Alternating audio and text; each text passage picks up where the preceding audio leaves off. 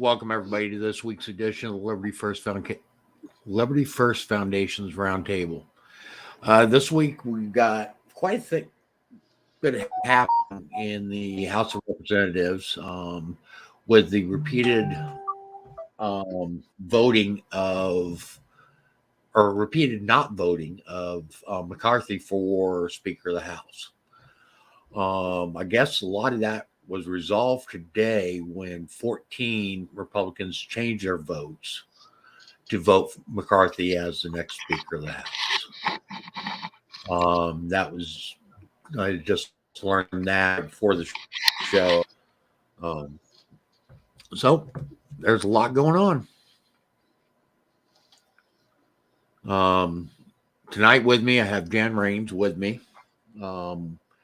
The others should be along, Michael Vasquez and Frank Johnson. I don't know if Jeremy will be in tonight or not.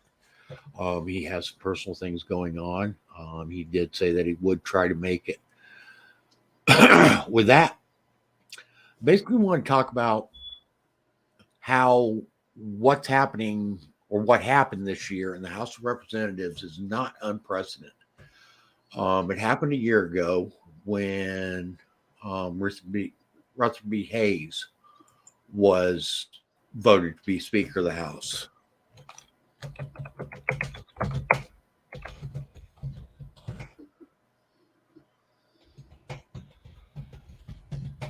One of the things I want to stress on is because this is unprecedented, makes me kind of wonder why in the last 50 years or the last 100 years, last 50 Congresses, we haven't had multiple votes for the Speaker of the House. That kind of tells me that our parties are more for party instead of for country or for Constitution or even for their constituents. Well, it kind of shows you that now with the way they're voting, though, because every Democrat's voting for Jeffries. Okay. I'm looking here at the history of Speaker elections decided by multiple ballots.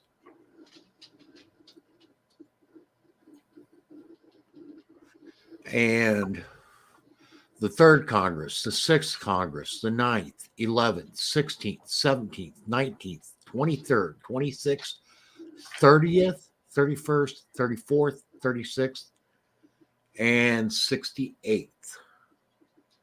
Oh, so it's actually been less than 100 years. Or actually, it was 100 years this year. That was the last time that there was multiple votes for Speaker of the House.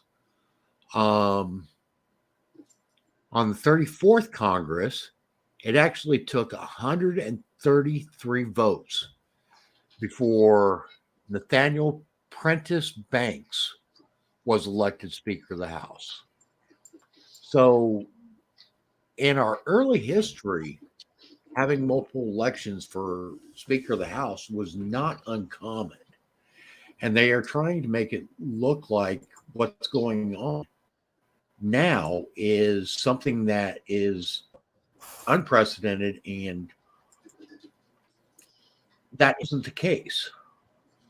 To tell the honest truth, we should have more elections for Speaker of the House being decided by multiple votes. It shouldn't happen on a single vote. If it's happening on a single vote, you know that the representatives aren't really representing their constituency very well. A lot of Republicans are saying, well, this is a time when we need to pull together in order to defeat the Democrats because they are so organized. But I want to say, are we compromising in our efforts to come together? And is that compromising actually costing the country? Welcome, Frank. Welcome, Michael. Good evening, kids. Glad you guys made it in. Yep. Sorry, I was a few minutes late. Had a couple of last-minute errands to run this evening, and I was catching up on some of the breaking news that I was reading out of the 5th District Court.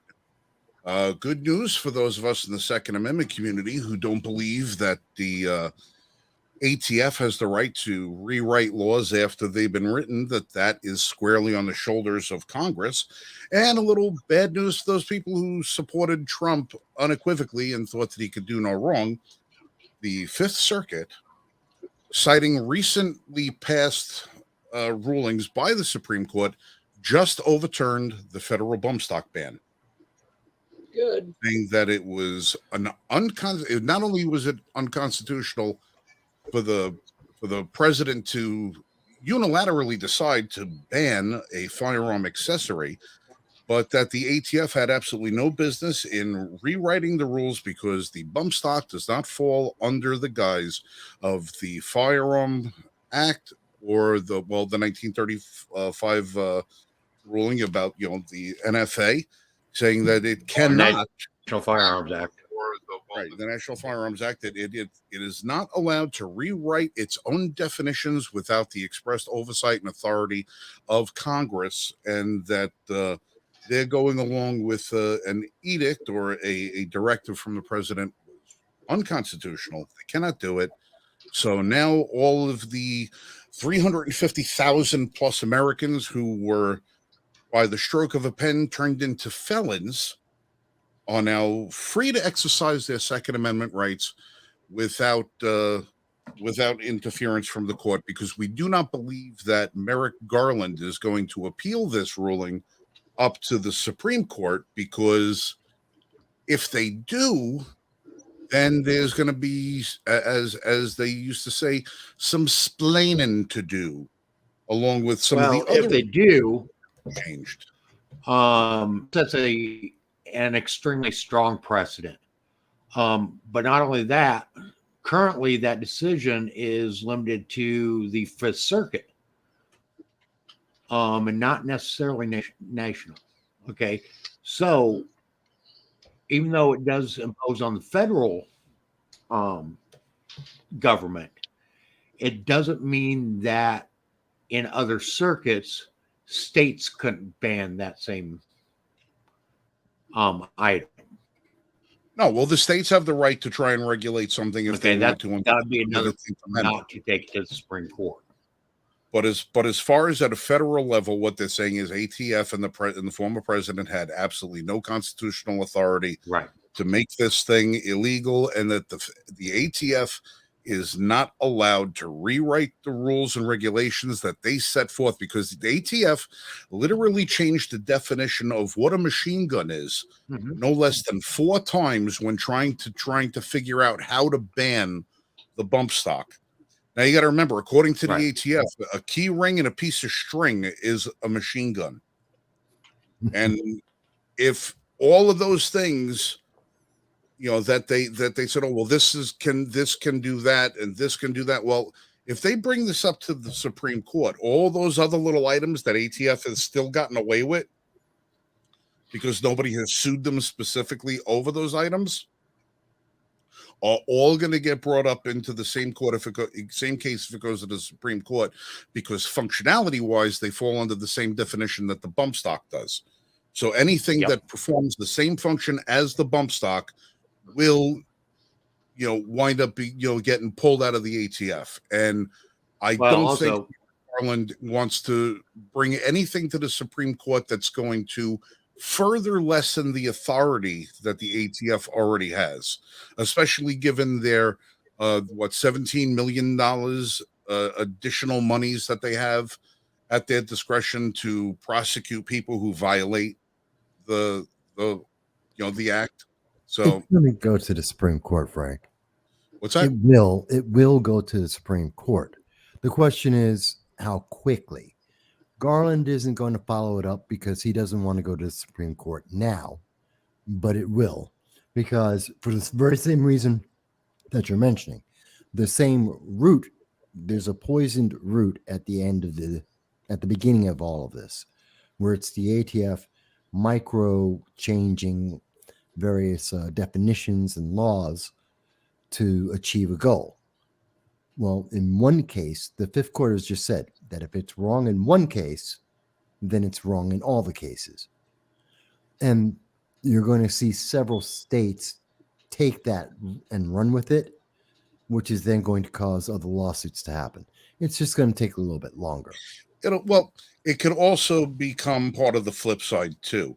I mean, if we had an administration that was pro Second Amendment and an attorney general that was pro Second Amendment and realized that the NFA was illegal, should be overturned, all of that stuff should be taken into the same context as Bruin, that we should be able to get rid of all of that stuff.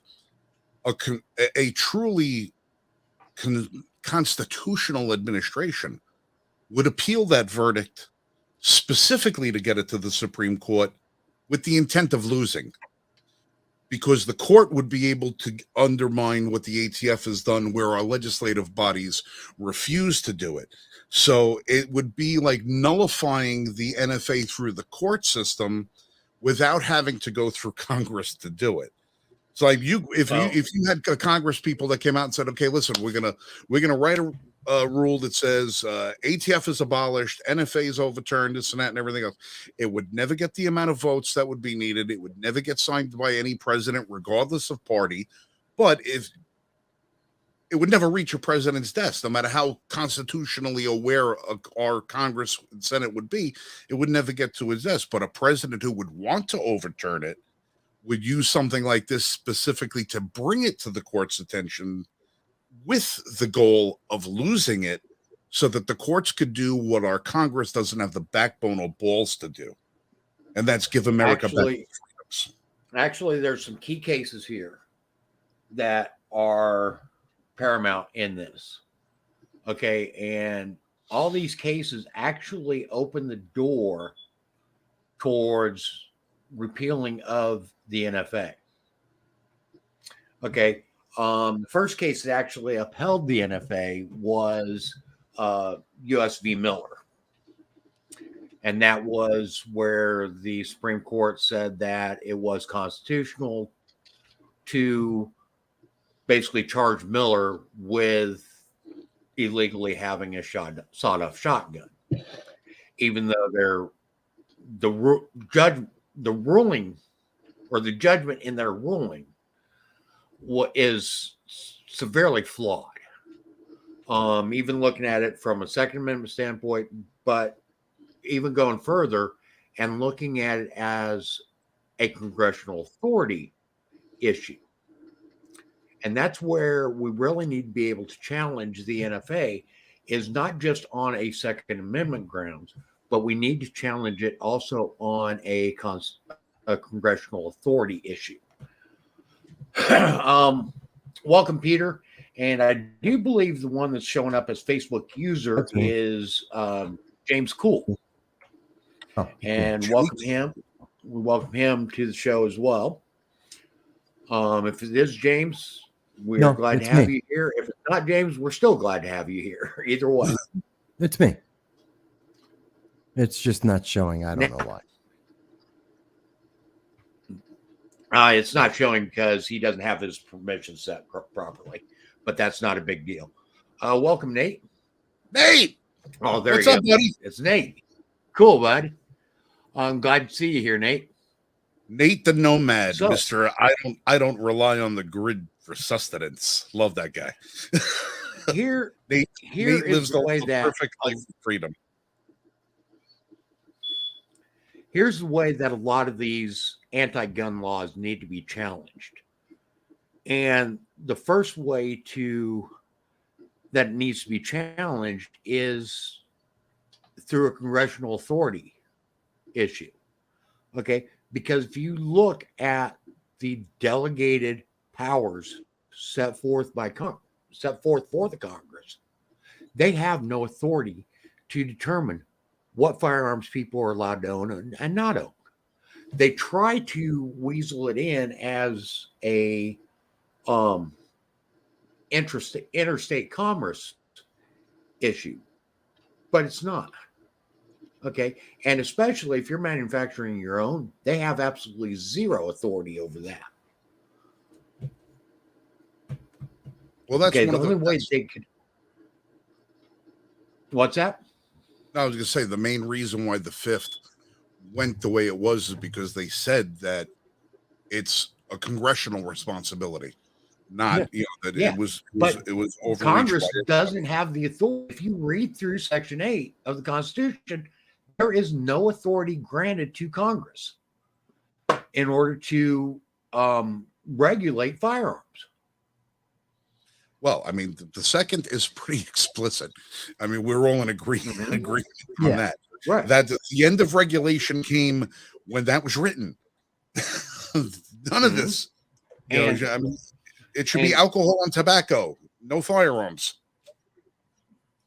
Well, actually, even that's debatable. There's cases to be made on them not even having the authority really to put extraneous regulations on alcohol and tobacco either. Right. Because they overstep the authority granted under the Interstate Commerce Clause. Okay. The Interstate Commerce Clause wasn't put there to ban commerce or to ban items from being traded back and forth. It was put there to ensure that there was fair trade between the states.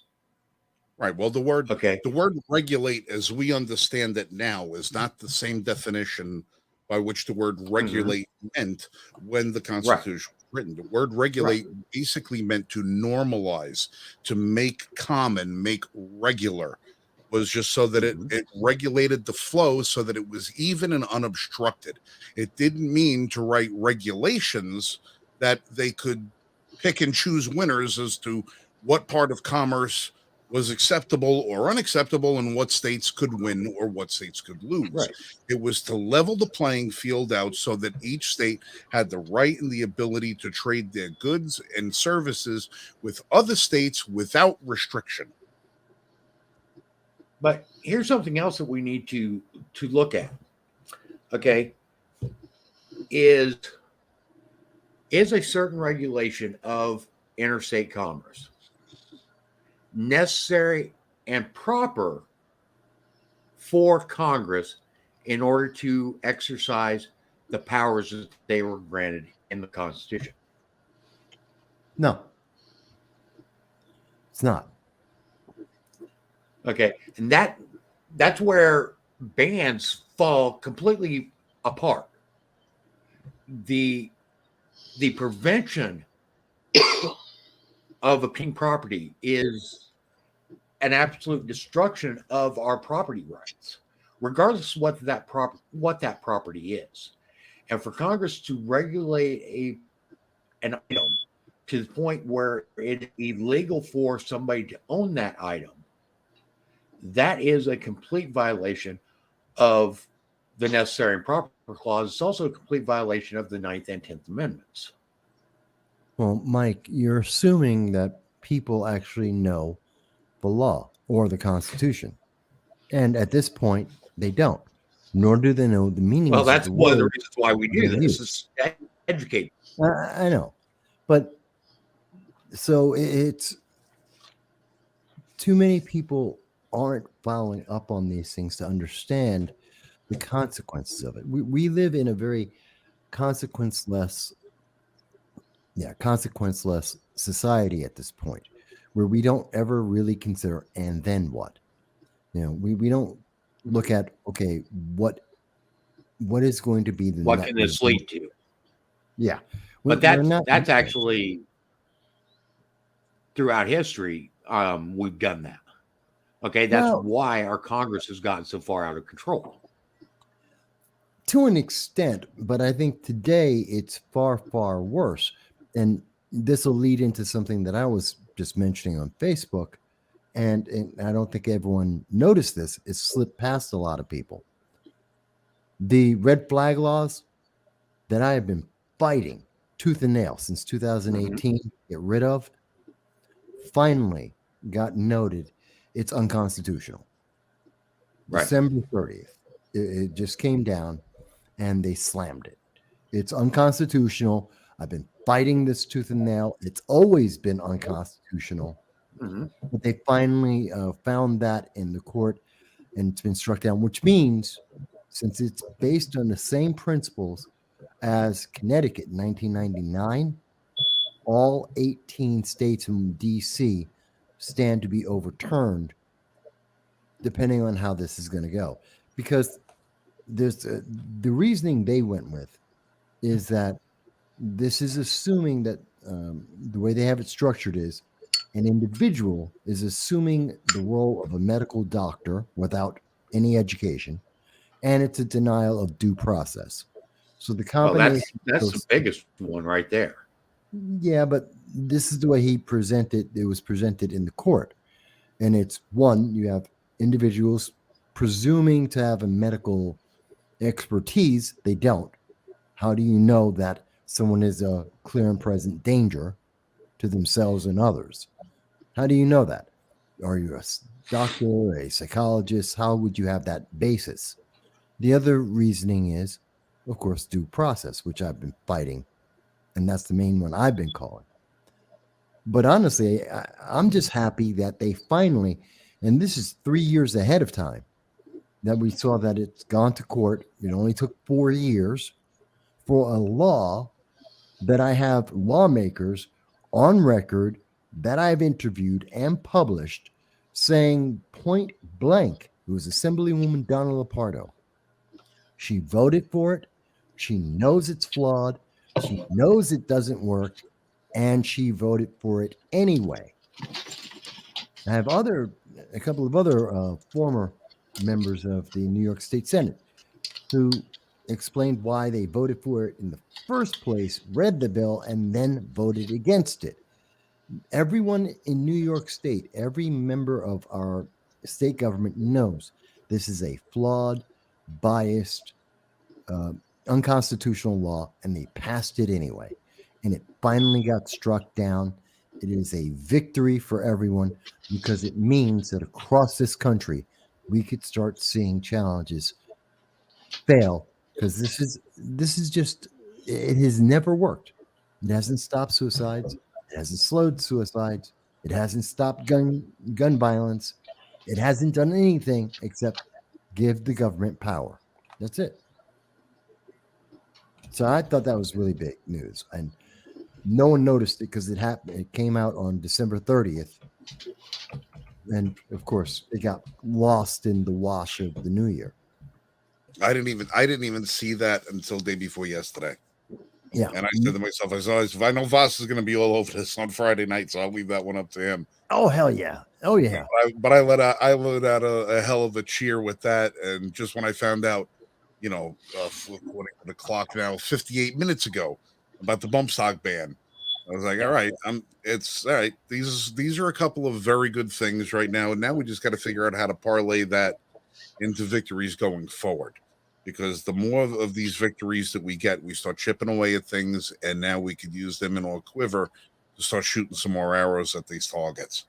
Well, I think it's in both cases, it's just we apply the same rule and the same reasoning to all the other overreaches of government. I mean, this doesn't stop with just the Second Amendment. It's the same principle that applies to the CDC, Dr. Fauci, to the EPA. Uh, these are these same logic programs, I guess you can call it. These same steps of logic apply to all of the overreach of the government. Where we have to just understand they can't do this because it's flawed at its core. Therefore, it has to be removed. It always amazes me how we always have to, like you just said, we have to go and apply the same standard, to get these things overturned. We always do just that. Apply one standard to the law. But when they pass these things, they formulate 60 different standards on trying to pass it. I mean, if you look at Obamacare, every excuse that was used to pass Obamacare, every single thing that they could, it says, well, Well, it's about saving money. It's about the interstate commerce. It's about this. It doesn't violate that. It's like they used all these different metrics to justify it, to say this is why it's constitutional. Unfortunately, the Supreme Court decided with the leadership of John Roberts that in his uh, two-faced explanation of why he justified it, and he's still That made wrong. no sense. Yeah, I read that. Did that you was the read- most ridiculous ruling I've ever read. The first 3 pages were like, this is Condemnation, why it's absolutely condemnation, wrong. condemnation, and I still don't understand what happened, because there was supposed to be a no separation clause in there, that if one part of it was deemed unconstitutional, the whole rest of it was deemed unconstitutional. No. It's the separability clause, Separability, yeah. which means that if any one piece is unconstitutional, the rest remains. Right. And they put that into every one of these laws that they put out. It's a standard clause. It's a catch-all, so that you can't take everything. It's like a New York Safe Act, when they said, "Oh, it's illegal to say that you can't have a magazine that has only 7 rounds," and so that was illegal. That was unconstitutional, thrown out. But the rest of it stayed because separability. Well, I'm old. My memory fails me, but That's okay. it's just but I just laugh how it always seems to come back to, we only have one alternative, one road, and that's the road that we always fight on, and that's the road that the founders provided for us, the Constitution. But everything that they passed that's unconstitutional, why is it that we always wind up paying the price and they don't? Because they believe they are a nobility. They believe they are better, smarter, and more powerful than the people. They have usurped the role, and instead of we the people running the government, they believe that they do, and they are running it from a top-down point of view. That's why you always hear things like Chuck Schumer and Nancy Pelosi. They're always saying, and here's the thing that we're going to give to you to make your life better, because they decided this is better. Mike Bloomberg says you can't have salt on your table because he doesn't want you to have salt. He doesn't trust that you're going to use the right amount of salt, if any, in your food. That's so absolutely unconstitutional. Well, and they also twist part of the Constitution too. Part? Okay. Let me pull it up here real quick. Part? Yeah, it's the whole thing. While you're looking that up, I'm going to just point out to you some hypocrisy that I found today. I thought was hysterical. Mm-hmm. In California, you can't get a plastic straw. You get a paper straw that's wrapped in plastic, but you can't get a plastic straw. However, if you go to one of the hundreds and hundreds of safe zone drug areas that you're allowed to go, that have been set up by the state of California and everything else like that, and you ask them for needles, they give you a case, 144. They'll give you a case of syringes, Plastic straws, made of plastic. Mm-hmm. They'll give you alcohol swabs, a little first aid kit. They give you a little depository thing so you could better cook your meth or your crack, whatever it is that you're shooting up. They give you a rubber tie off so you can tie your arm off, get better access to your veins. Everything under the sun, little bits of Brillo to stick in the crack straw, so you don't inhale the whole rock before it dissolves. You get to use it as a filter. They give you a little push stick so you can put it into the pipe. They give you everything in this case. Yeah. Okay. It's an 8-inch by 8-inch by 8-inch box. This little case they give you for free. You know what's not available at any of these places? The name or phone number of a place that you can go to get clean. Nope. Because that would make them feel bad about being an addict and that they're going to kill themselves. But you can't get a fucking straw. Right. Now, I don't understand why we haven't.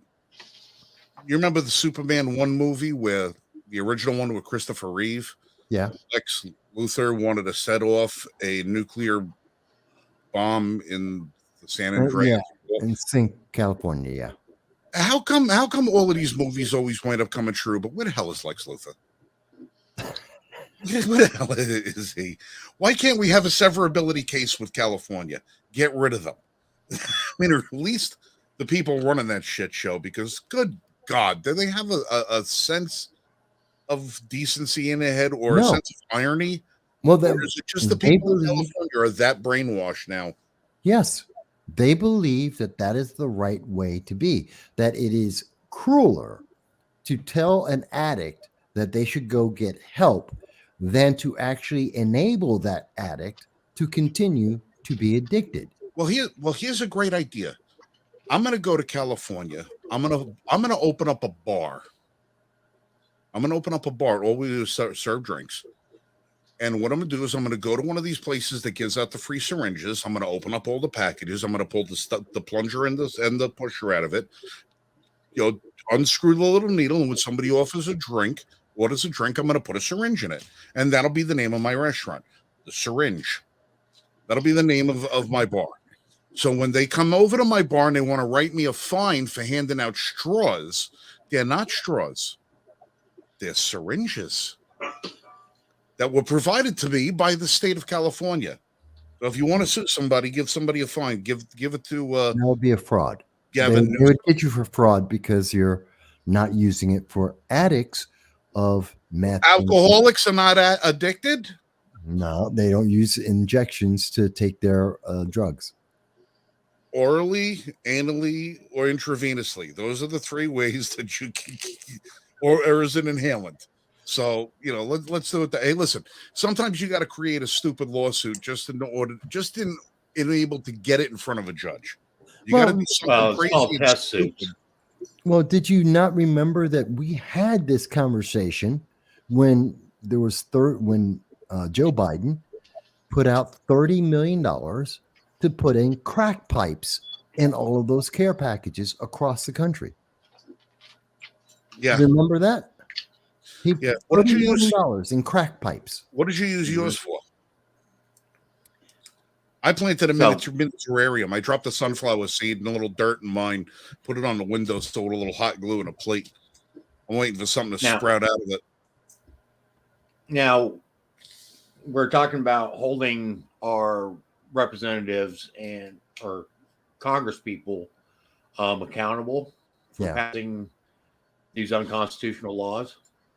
And one of the ways that they try to say, well, you can't sue a representative or a sitting representative. You can't sue a sitting senator.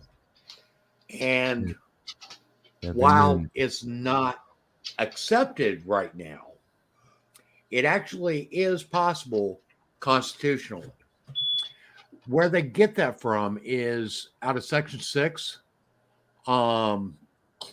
Article 2, Section 6, Clause 2, where it says, no senator or representative shall, during the time for which he was elected, no, wrong one, wrong clause. It's actually Clause 1. The senators and representatives shall receive compensation for their services to be ascertained by law and paid out of the Treasury of the United States. They shall, in all cases except for treason, felony, or breach of the peace, be privileged from arrest during their attendance at a session of their respective houses, and in going to and returning from the same. And for any speech or debate in either house, they shall not be questioned in any other place. Okay. People have expanded that protection to mean during their entire time in office. Well, yeah, that's the session. The key words is in the session, which they meant as being on the floor. Right. During their attendance at the session. Okay. That means only when they are actually in Congress. Yeah. When they're on the floor. Yes. Right. Okay. Or traveling to session or from session. Right. Okay. Which is quite limited. Exactly. That would mean from the airport to Congress if they're going home. or whatnot. Okay. It doesn't give them blanket protections from being exempt from lawsuits. Okay. It doesn't give them blanket protection from being arrested when Congress is not in session. But that's because, again, they believe they're neo nobles. They think they have more rights and power, Mm-hmm. and the public has none. That we must answer to them. And to top it off, during the first Congress, the Speaker of the House actually sent the Sergeant of Arms out with other members to arrest members of Congress for not showing up for session because they couldn't get a quorum. Yeah. Okay. So they can be arrested. Yeah, of course they can be charged with civil suits. The only time is when they are actually in session on the floor, they are exempt from any type of action being taken at that time. Most likely because but after the session is over, or before the session, they're fair game. Okay, that means you can have file suit. You can serve them with suit. And the thing is that they can be charged with, which also removes any qualified immunity that they may enjoy, is under Title 18, or not Title 42, Section 1983, for any laws that they would pass that would be an infringement on our rights as protected under the Constitution. So, in other words, we could directly sue any representative or any senator that passes any type of gun legislation for violating our rights protected under the Second Amendment. And that has been done. Yeah, but I don't think that's been done in the last 50 years. No, it was done early on in our country. But again, that's the thing. There is precedent for it. And it's a question of how much money and how many lawyers you have to do that. But we should do that because exactly. We're in the circus right now. To circle back to what you guys were talking about when you started the show, Kevin McCarthy, it's yet another example of how much of a circus this is. We are in what, 15th? This is the 15th round. Look, it's actually, go ahead. I think they did finally settle it because 14 Republicans changed their votes. No, they go back in session at 10 o'clock tonight. But here's the thing. In any other system, if we look at the parliamentary systems around the world, looking at the UK, Italy, even in Canada, it's called no confidence. He has a government of no confidence. No one has confidence in Kevin McCarthy. That's why he's lost 15 times. We're done. Move on. Get someone else. But they want to push the establishment. And he is the establishment, which is why I thought he was going to win in the first place. Not because he's the best, not because he's great, not because he's a good Republican, but because he's the establishment. And that's what they're trying to push right now. We had 20 votes against them holding it up. Who were the 14 or 13 that have switched their votes, and under what conditions did they do so? Because if you're going to turn around and switch those votes, you better be cutting one hell of a deal with these people. If you're gonna be doing that, I mean, and what else? What Bromar's one of them. Well, what do we have to deal with now? Every single thing that every congressional Republican ran on, every single point that the Republicans ran on, they conveniently stuffed into the omnibus bill and funded everything. So all of the things that they ran on are moot. Oh, we're gonna prevent more IRS agents. It's in the omnibus bill. We're gonna deport the 6 million illegals that came in. Well, funding's in the omnibus bill. That makes that impossible. We're gonna finish the wall. Funding's in the omnibus bill makes that impossible. They're defunding the border patrol. They're putting more money into IRS, more money into ATF. They're not doing anything to solidify the vote. Everything that the Republicans ran on was funded or prevented in the omnibus bill for the next 2 years anyway. So this Congress, this 2 years abatement that we have with Republicans slightly in control of the House, it's lame duck anyway. They're not going to get a damn thing accomplished. So I want to know what the hell, what deal did they cut to switch these 13 or 14 votes that are going to put McCarthy in?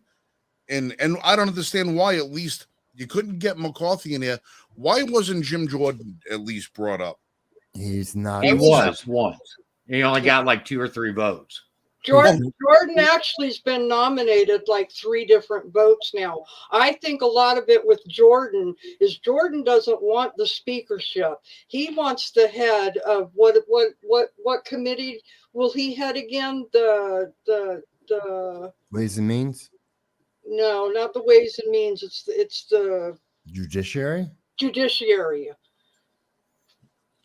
Well, I think that's the spot that he wants, but I'm there right there with Frank, because I was telling my roommate, we were talking about it before we went live tonight, and I was like, it really amazed me that for the past 2 years, you've had all these Republicans come out and talk about how broke Congress is and how we don't need the same and how we need different. And then 3/4 of them turned around and supported McCarthy. And that's exactly the number of establishment Republicans we have. And they are part of the reason why we are in the problems we have at the moment. Exactly. And then the other thing is where I agree with Frank is you know what? This Congress is the people's house. I want to know what these backdoor deals are. We have a right to know what they're back there promising each other, because it affects us. We should. Here's the reps that changed their votes. Dan Bishop of North Carolina, Josh Breachin of Oklahoma, Michael Cloud of Texas, Andrew Clyde of Georgia, Brian Donald of Florida, Paul Gosar of Arizona, Andy Harris of Maryland, Anna Paulina Luna of Florida. Oh, the Mary Miller of Illinois, Cuban refugee, Ralph Norman of South Carolina, Andy Ogles of Tennessee, Scott Perry of Pennsylvania, Chip Roy of Texas. Chip Roy? Yeah, that's another big one. Texas. Son of a bitch. Yeah. Because if anybody on that list was that I would have loved to have seen as being speaker based on his ability to communicate and the fire in his belly, it would have been Chip Roy. I would have loved to have seen Chip Roy get nominated and take that post out of there. But now I see he's doing this shit. That fuck him too. Excuse my language. To me now he just slipped right into the Dan Crenshaw field. He got a deal. Well, I want to know what that deal is, because unless that deal ensures that I get more freedom, you get more freedom, and all of us get more freedom, and it's unconstitutionally brought back in there, then no deal is worth it. 9 out of 10, he made a deal in reference, I'm guessing here, but Chip Roy would probably have made a deal about keeping some of the jobs for the Border Patrol so that they don't lose as many people going forward. What good is having jobs for Border Patrol if we have no friggin' border? If we can't deport people, if we can't catch them, what's the use in having them? What is the use in having anybody employed to stand there and watch criminality happen in front of them and be completely and totally useless to prevent it, stop it, or anything else? But Frank, you're upset about the fact that the core of the problem you're talking about is that the Republicans do not want to fight. They believe that they will lose in the public image on a fight about any of these issues, and therefore they don't want to fight. They have the 1 or 2 issues like investigating Hunter Biden that's already been done, but they're going to waste more money to do it again. And that's their front. They're going to use that as their push. And all these other and issues. they're going to investigate the 14 whistleblowers from the DOJ. Yeah. For politicizing the DOJ. Well, you know what happens when you're afraid of losing the war of public opinion? You nominate a Speaker of the House who can win that war. You nominate a Speaker of the House who's not afraid to get in front of the cameras and explain the position to the American people in a way that explains why it benefits them, why we shut things down, why we move things along, why we investigate everything. Nancy Pelosi, as much as I cannot stand her, the master negotiator, the inside trader, the more than pickled Pomeranian-looking woman that she is, she was effective, not because of what she was able to do in Congress, but because of what she was able to do in front of a camera. And if you contrast that to previous speakers of the House, and I'm talking about John Boehner, talking about Paul Ryan, all the rest of the stuff, and you look at the frequency in which they got in front of the camera versus how often Nancy Pelosi got in front of the camera, who conveyed the messages better? Nancy Pelosi conveyed the messages better, not because she was so eloquent in speaking, but because she did it with a frequency that she was completely unavoidable. But she's like poison ivy. You can't get away from this woman. But that's not exactly correct. There is the speaker comes out and makes a weekly speech, and that's true of whichever party. And then the minority does the same thing. And Nancy's an idiot. And she says, I mean, listen to some of the things that she said. You got to pass it to find out what's in it. I mean, you need the best stimulus out there is unemployment checks. She's an idiot, but she has coverage from the mainstream media. Right. They're afraid because they're going to be attacked no matter what they say. And we saw that under Trump every day being attacked, and they don't think they can hold up because they're not committed enough to the issues that they have proposed. That's why they cave so much. It's why they have folded.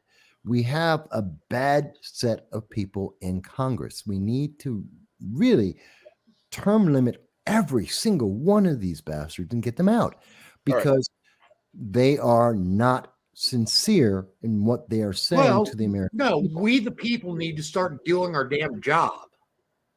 Yeah, but we're not. So that's why we need term and holding limits. our representatives accountable, we need to start voting them out of office because they aren't interested in us. They're only interested in special interests. All right. If by some chance my better half ever gives me the green light that I can go run for office, because that's kind of a pledge that we have here, is that I'm not allowed to run for office. Maybe I could run for county sheriff at one point or another because my county really needs a new sheriff. But I know exactly what my platform would be. I'm voting no on everything. I don't care what it is. I don't care who it is. I don't care what the measure is. I'm voting no. I'm going to Washington specifically to vote no, regardless of what it is. The only way that I will vote yes is if there one bill, one policy, one law in the bill. Maybe. I'm not going to vote for anything that's going to be these, assortment of bills all rolled up into everything. So my policy is I'm going to vote no for the American people. That's what I'm going for. The other thing that I'm going to do is I will wear a camera the whole time that I'm serving. So every meeting I have is broadcast on YouTube. Everything that I say, everything that I do, every person I meet, every single secret they want to try and pass. You want to talk to me? It's going to be live broadcast onto Facebook or YouTube or whatever the case may be. That'll be my policy. I'm voting no, and I'm going to make everything public. And I'm only going to be there for 2 years. So you don't have to worry about trying to primary me after 2 years. But I'm going to go there just to show you the soft, filthy underbelly of what Washington has become, so that the American people have a look inside that wall. That would be my policy. I wish that would be a winning policy, but I've seen people who've tried that before. It will never win because they will never allow it. Try that before. You've never seen me try that before. Well, that's true. I'm a different. There's too many people. There's too many people that are voting not for the best candidate. They're voting for the candidate that can bring home the most pork. Well, yeah. Yeah, they've Okay. been doing that for a while. Yeah. Okay. And that's where our government literally flipped upside down. Okay. Because prior to when the federal government started giving states so much money, um, the states weren't beholden to the federal government. And the federal government got wise, or they started getting wise, and they started saying, okay, well, we can't constitutionally implement this law or that law or the other law. However, we'll give you money to pass such laws. And if you don't, we'll withhold money from you. You mean the Bipartisan Safer Communities Act that incentivizes and commoditizes the red flag laws and says, okay, we will pay you X dollars for every person you put on the list. Yeah. Well, yeah. that we're also talking about seatbelt laws because states get a lot of money to enforce seatbelt infractions. We're talking helmet laws. There's a lot of states that gave up money when they didn't enact helmet laws. Back when the speed limit was 55, that was all a federal program. Click it or ticket, that's a federal program. Okay, which they're not federal laws, but the federal government gives states a lot of money under these laws. And if they don't implement these laws per federal guidelines, then they don't get the money. Okay. But again, and that right there is an extreme violation of the Constitution. Yeah, but well, I agree with all your points, but I also want to point out that we have a lot of people that go up there and they basically tell you what you want to hear to get you to vote for them. And you vote for them because you think they're going to be a good candidate. And then they go up, they sit in their sessions and they screw us all in the back. Yeah, and here's the thing.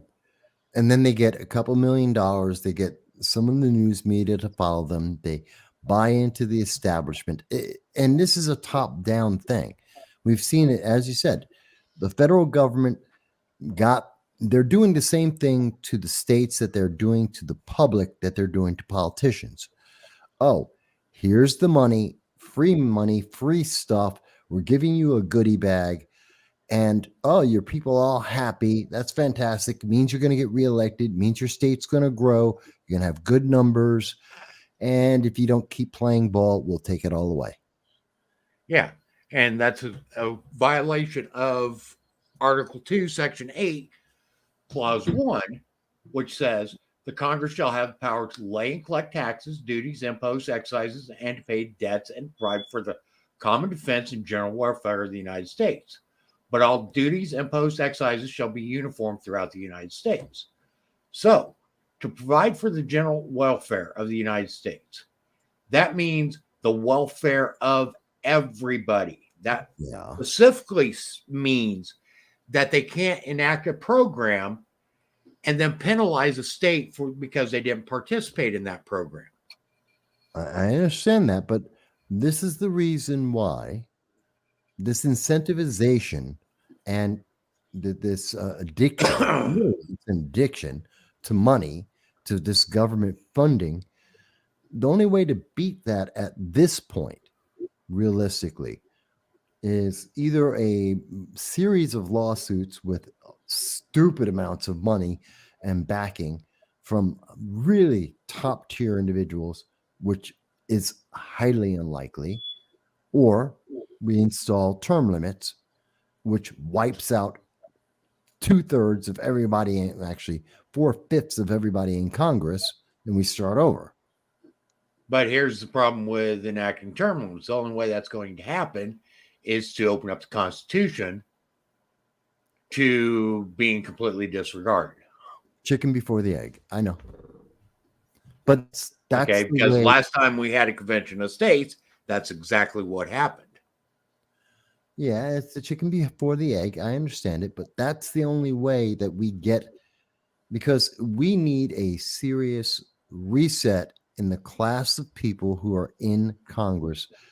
There is so much nepotism. There is so much uh, neo-noble mentality that the only way to get back to or to significantly improve the outlook is to reset the state. There is another way.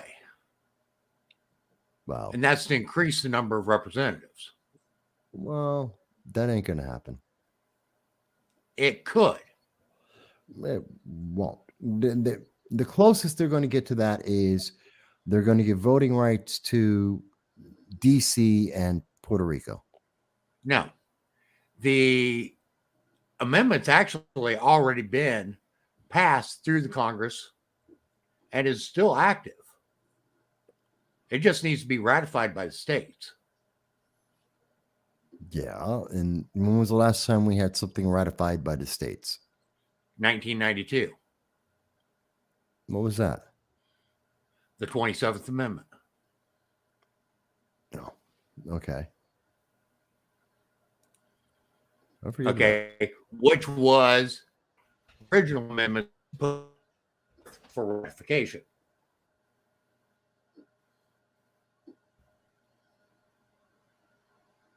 Oh, it's about their pay? Yeah. That was actually one of the first 12 amendments sent to the states for ratification. And it was one of the two that didn't get ratified and was later ratified in 1992.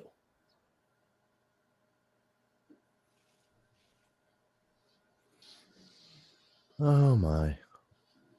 Why am I I not still don't surprised? think our politicians should be able to vote themselves raises. That should be up to we the people.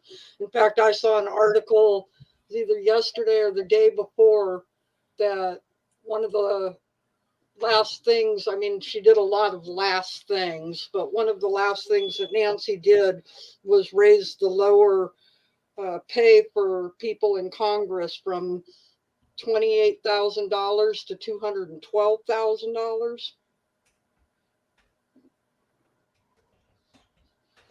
Yeah, they love to do that. I mean, New York State's been trying to do that.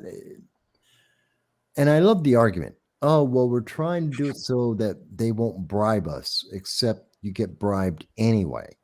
And you get perks anyway, which is another form of bribe. There's no limit to the amount that someone's going to throw at someone if they can get things passed in Congress. This is a stupid ideology to justify, well, we're going to pay ourselves more so we're not going to be corrupt. Meanwhile, and again, that's where if we take and increase the number of representatives,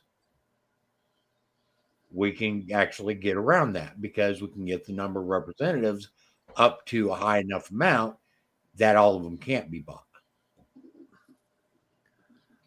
Except that would it would just make everyone crazy. You're talking about the number of districts, the number of people voting. It would be chaos. It would be the House of Commons out of the United Kingdom, which is just chaos, and no one considers that to be strong. Well, you're basically creating a parliamentary system. Okay, let me put it to you this way. Is our government supposed to be able to act fast in passing legislation? If it wants to, it can. Doesn't have to. Is it supposed to be? Relatively. No, it's not. It was actually designed to be slow. Well, you mean in terms of disseminating the information to the public and then having the public give feedback? Right. It was designed to be a slow process to enact any type of federal legislation. Except you can't do that with 350 million people, which they had no concept of at the formation of this nation. You need a faster system. No, but you don't. You also need the federal government's supposed to be weak. Within reason. It is supposed to be weak. Well, there's different levels or different types of weak. I mean, we're weak now. Look at what China, North Korea, Russia, Iran were weak. Well, he means, I thought he Nation's not means, supposed to be weak. The federal government's supposed to yeah, be weak. he means weak by we're not supposed to have this big of a government that we have. The federal government is supposed to be this small, teeny, tiny entity. Yes, but It wasn't supposed to be able to pass the amount of laws that it passes every year. It wasn't allowed. It wasn't supposed to be passing the amount of appropriation bills that it passes every year. yes, but this is the format that we're in. And the only problem, and it's not that I disagree with you, it's just I'm trying to keep a realist point of view that we can't shut all that down overnight. Just not going to happen. So we have to take the steps we can to bring us there. And the first two, I would agree with you, Jan. Let's take the pay and make it a vote in the general election every 2 years or every 4 years. That if they want to get a raise, well, okay, convince the And general that requires us opening up the entire Constitution Well, that would to require be them. abolished. Why would it need to be abolished? Term limits would require a constitutional amendment. Yes. Yes. They already tried to pass a law and it was found unconstitutional. Yes. Okay. So term limits would require a constitutional amendment. The Congress will not pass that as a constitutional amendment. So the only way to enact it would be through a convention of states. Once a convention of states opens up, the entire Constitution's up for play. The last convention of states that we had totally abolished the articles that they were operating under.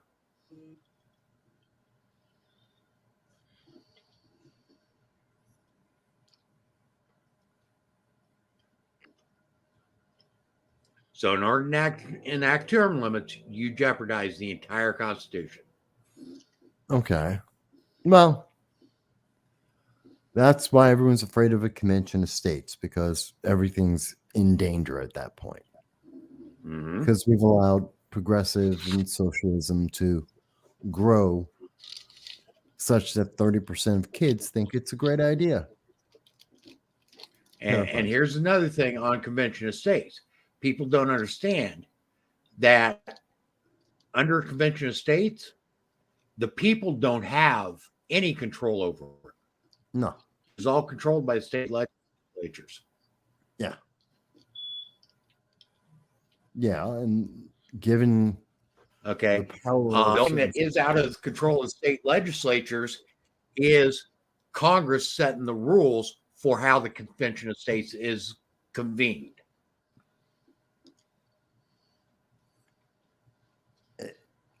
I've talked to, what was it, Mike? Oh God, I forget his name. Mark Meckler,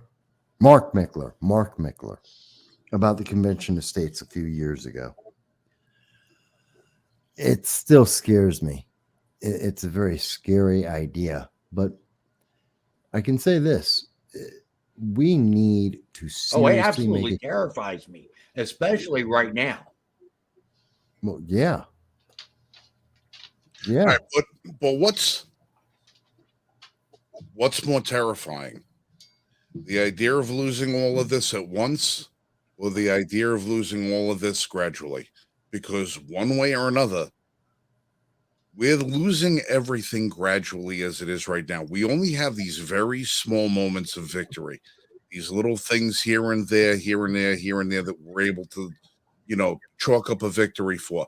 Oddly enough, they all seem to be Second Amendment related, as almost as if they're saying, you guys might really want to need this. Because if we go to a convention of the states and we say, okay, well, we could lose everything all in one shot, we still have recourse. No. Yes. We still have recourse. It's whether or not we're going to rely on a recourse to take place at a convention of estates, or after another 20 years after the soy boy gene pool has expanded to the point where there are no more alphas, there are no more leaders, there are no more people willing to fight, there are no more people willing to make a stand. Well, then we have no country at that point because someone Right. else comes in and takes over. One way or another, it's all slipping away. And at some point, I'd like, well, who was the great general that said his lieutenant said to him, General, our enemies are to the north, to the south, to the east, and to the west. He goes, good, we got them right where we want them. Oh, you're talking about chosen river. Chosen River in China. It was oh god. Chosen Reservoir in Korea. Yeah.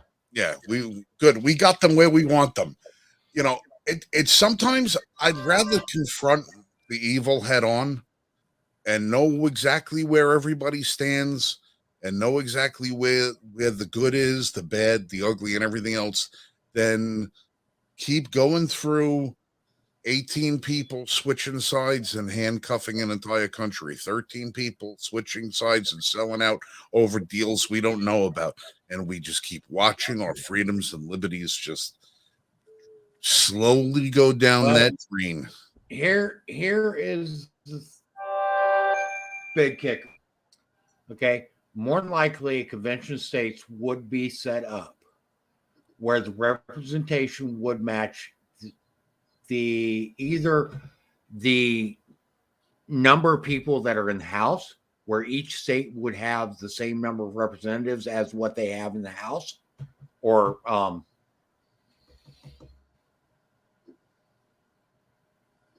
people at the convention,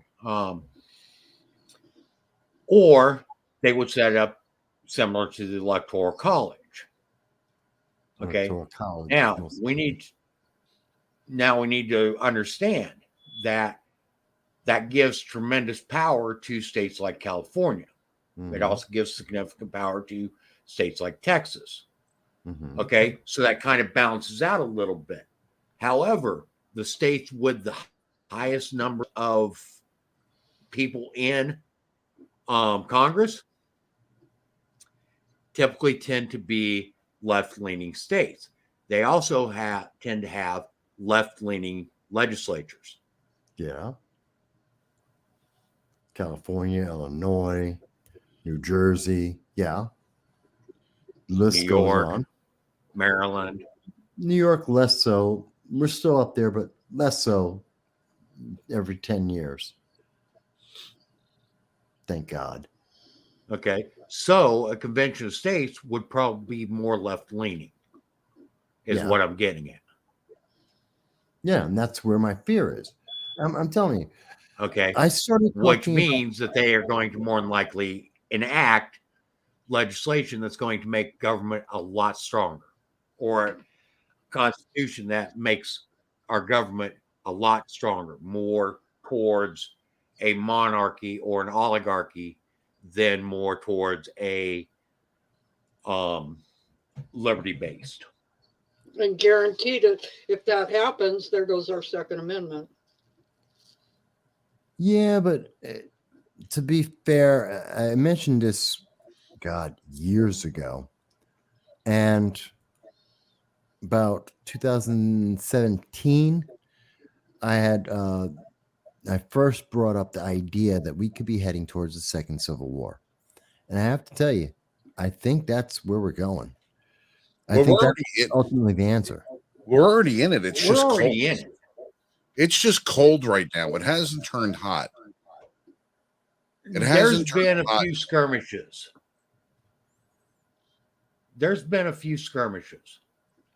Depends on how you define skirmishes and whether the riots. The riots were anything but a skirmish. Well, those were politically orchestrated stunts. Yes, that's what a civil war is. Right. That was all done specifically in with the same in the same vein as the COVID thing. How do we get rid of Orange Man? Okay, that's what a civil war is. Oh yeah, but I don't. I don't but think. the problem is we didn't have the people fight back. Yeah. We left law enforcement to fight back, and then our same representatives that set that ball in motion are the same representatives that told law enforcement you don't fight back. But you can also look at Charlottesville could be considered another one. January 6th could be considered another skirmish. Okay. There's been skirmishes of left v right. I think January 6th, though, was taken so out of context because of what happened and the way that they reported it and the way they investigated it. And it was still orchestrated. It was still orchestrated. Exactly. And from what we're finding out, once again, it was orchestrated from the inside. Look, you know what these things were orchestrated. You know what these things were. You know what I'm going to tell you. Lexington and Concord were orchestrated. Look, these things with two boxers going at it. The riots, January 6th, all this stuff was jabs. I'm not talking needle jabs. I'm talking the jab. You want to see how fast your opponent's timing is? You want to see if he's going to duck to the left or to the right? You're going to see if he's going to block. You're going to see if he's going to counter. That's what the jab is. It's keeping your opponent at a certain distance so you can gauge what that movement is. That's what the jab is all about. These were jabs specifically designed to see how the American public would react to these events. They wanted to know, are the American people, you're rioting, you're burning down your city? Let's see if the American people come out of their houses with baseball bats and pitchforks and shotguns and put these riots down themselves. Because that's what needed to be done. Those riots needed to be put down by the people, not by law enforcement. That's why law enforcement was told to stand down. It was because it was a jab, waiting to see how the American people were going to react. Why did the doors on the Capitol get unlocked and get people invited in by Capitol Hill Police Department? Why were there dozens of FBI officers in plain clothes, enraging the crowd and pushing people? They wanted to open up the gate to see what would happen when the animals got inside the building. They wanted to see what the reaction would be. All of these things were orchestrated specifically to see what the reaction would be so they could either gauge the public tolerance for these things or be able to condemn the public for their own actions. That's what these things were. Are they all orchestrated plots as far as it? Yes. And this is the federal government acting against the people to see where the people are because they're testing us. They're testing us to see how far we'll go to get our liberty back. And as it is right now, I'm sad to say, the American people are not up for the fight. Well, COVID was another perfect example. Yes. At first it was we don't need no shutdowns. Then it was you don't need to wear masks. Then it was you don't need to be 6 foot. As soon as they told everybody that you had to wear a mask, look at what's still going on today because of that. There are people getting threatened in stores because they're not wearing a mask. Yeah. Shut down. We're going to shut you down for 14 days. It's for the good of the country. It's for the curve. Yeah. Over 300 and how many days was, I mean, it's how that's everything that it's about. I totally agree, Frank. It's about how are the American people going to react to this? Yeah, and that's why they keep taking our rights away. They've been doing this for decades. Right. And it's how far can they push? How far can they push and how far can they get away with before public sentiment and public opinion finally starts turning against them? And when people started finally having enough bullshit with COVID, that's when the COVID restrictions started backing up because they said, all right, the people aren't buying into it anymore. We got to let it go. We got to let it go. Now wait, there's another variant. Let's try it again. Maybe we acted too soon. Oh, there's another variant. Maybe we'll try it again. And now people are just completely done. Why do you think monkeypox disappeared? Monkeypox disappeared in a week. Nobody heard about it. Every one of the news cycle things that you hear every week comes up, and 3 days later it's gone. Oh, this is going to be, I hate using the expression, the hot button issue of the week. This is going to be it's a hot button this, hot button that. That's supposed to be the next big controversy. It's gone in 2 days. It's gone in 3 days. It's gone in 4 days, because the public doesn't get outraged about some of this shit no more. They don't get outraged about it, so there's no capital to be burned or gained for that return on investment for getting people all excited about something if it ain't got no legs. But So that's why they you do have it. shootings all the time. But they do that purposely too, though, because they want to keep you off your toes so that you're not watching and thinking about what they're doing. I've said it on this show several times, and I've said it, in posts and other things that I've done. Everything is an existential threat right now. Yeah. They come out with it today, and then they get the public to go, oh, and then if the public don't act the way they want, then tomorrow there's another existential threat. Right. Well, everything's a fishing lure. That's Everything is since the beginning of our country. Everything is a shiny little thing, but the small stories that we get are the distractions. The big stories we get are the jabs. All of it is put together specifically to either see how we'll react or to distract us from what we should be reacting to. And right now, if you ask the people what the hell was in that $1.8 trillion omnibus bill, nobody friggin' knows about it. You know why nobody knows about it? Because they're more concerned with, I'm looking at the other screen on the thing that's going on. Lisa Rinna is leaving the Real Housewives of Beverly Hills. Who? What? And the rest of the cast is shocked. They don't know how the show's going to go on. And one of the Kardashians' boyfriends' mother died. So they put them all on a private jet. These are the things that the American people are concerned about. The American people are concerned about these things. We still don't have a single prosecution from any of the hundreds of people that were on the flight logs to Epstein Island. Nope. We got a woman serving 35 years in prison or whatever it is in some golf club prison. For trafficking children for sexual acts. Yes. But not a single one of the clients. Yep. Not a single one of the clients. We still don't know who Ray Epps is. Yeah. Okay. We know who he is, but he hasn't been questioned. And when you have Democrats coming to the House floor saying the man was just there, he was just a pawn, leave him alone. Just leave him alone. Well, what about the 14,000 other Americans that have been interviewed by the FBI in the last 6 months who were just there? And every one of their names is available on the Freedom of Information Act to find out who the FBI spoke to. But Ray Epps, his name isn't on that list. All of these things. American people are concerned about the wrong things at the wrong time, and it's by design. It's by design. Yeah. I agree. If Americans had 1/100th of an iota of what the hell is being perpetrated in their names at their expense behind their backs, that second civil war would not be as cold. Okay. I get you. But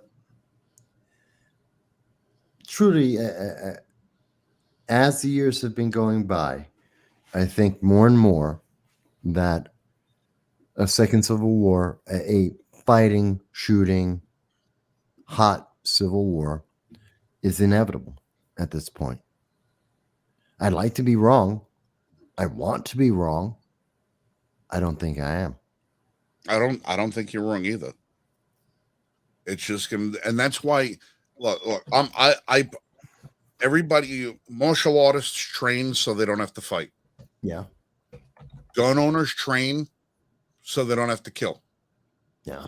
We don't want to ever be the person that has to do what we have to do. You don't ever want to be the person put in that position where you got to put somebody down, because putting somebody down means not only you putting somebody down, but you are in a position of risk of being put down. And nobody wants to be in that position. Nobody wants to be a victim. Nobody wants to fall prey to somebody else. And God forbid, nobody else wants to be able to have to fight their way out, because the scars of that are, it's unimaginable to anybody who's never been at the point of losing their life and having to defend themselves. We don't want it. Nobody wants that. But we have to prepare for it. We have to prepare ourselves for the fact that maybe our friends are not going to be our friends, that maybe our family is not going to be our family, that maybe our communities are not as safe as where we are, that maybe the people that we trust the most to represent us are not the ones looking out for our interest. And we have to look and see who's the people that are pushing us to that brink. And when everybody sits and you sit and you remember, I just want everybody to remember one thing.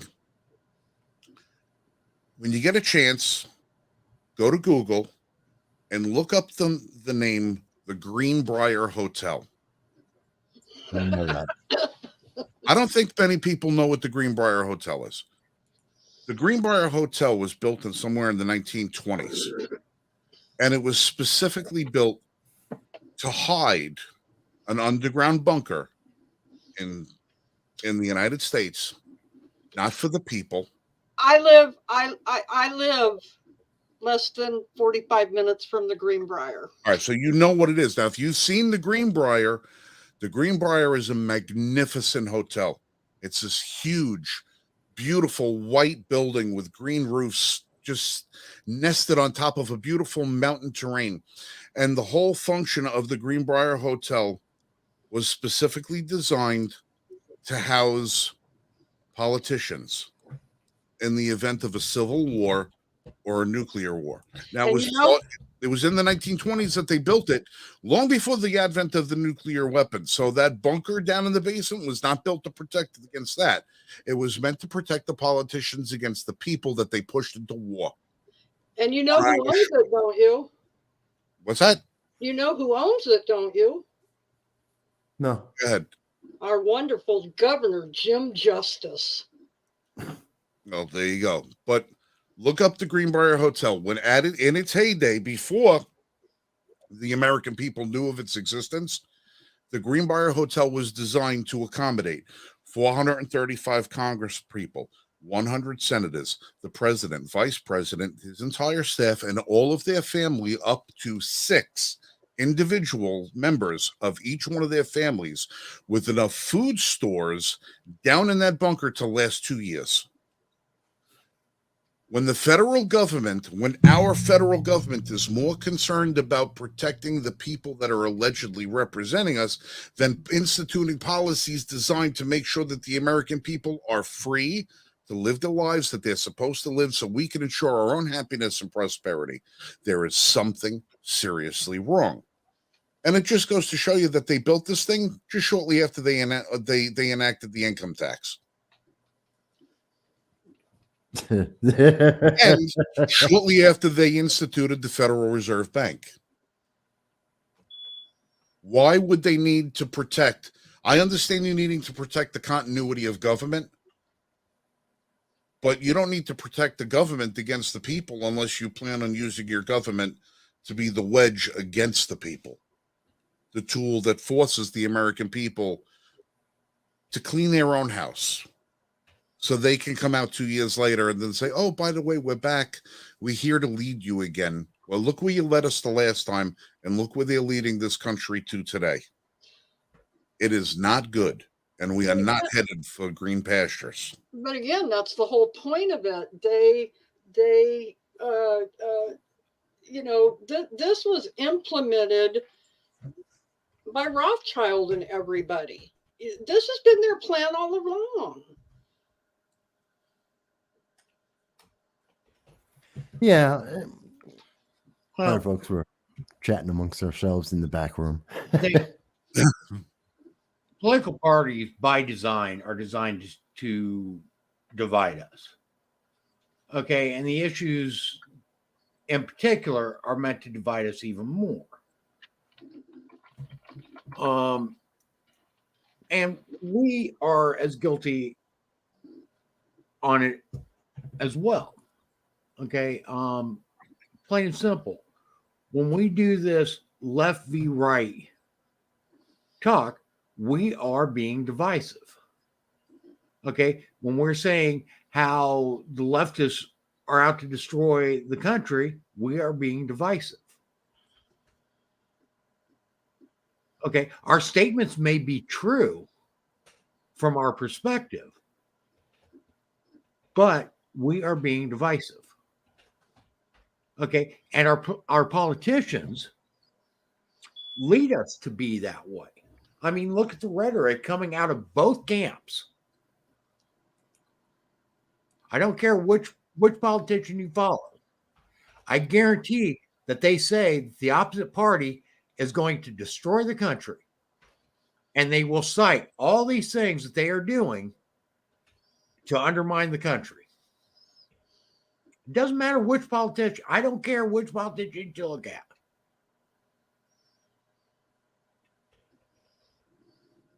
Okay, if you look at somebody that's a Democrat, I guarantee they're touting how the Republicans are out to destroy the country. They aren't for the people. They're only for the Republicans. They're only for the rich. Okay, and you go the other way from the Republicans, and they're basically saying the same thing about the Democrats.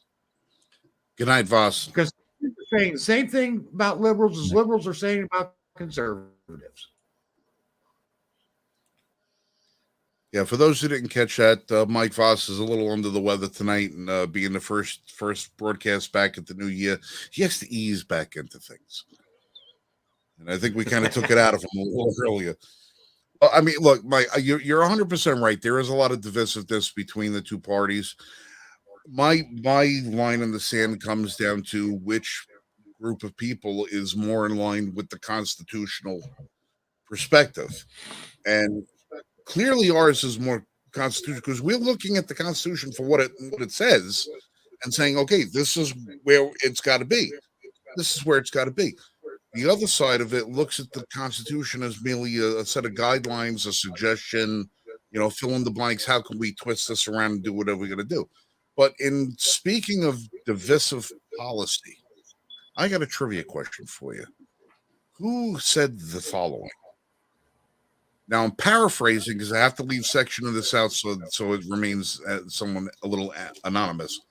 The biggest problem we're facing right now has to do with the president trying to bring more and more power into the executive branch and not go through Congress at all. And that's what I intend to reverse when I'm president of the United States of America. That was said about Obama. It wasn't said about Obama. That was Obama.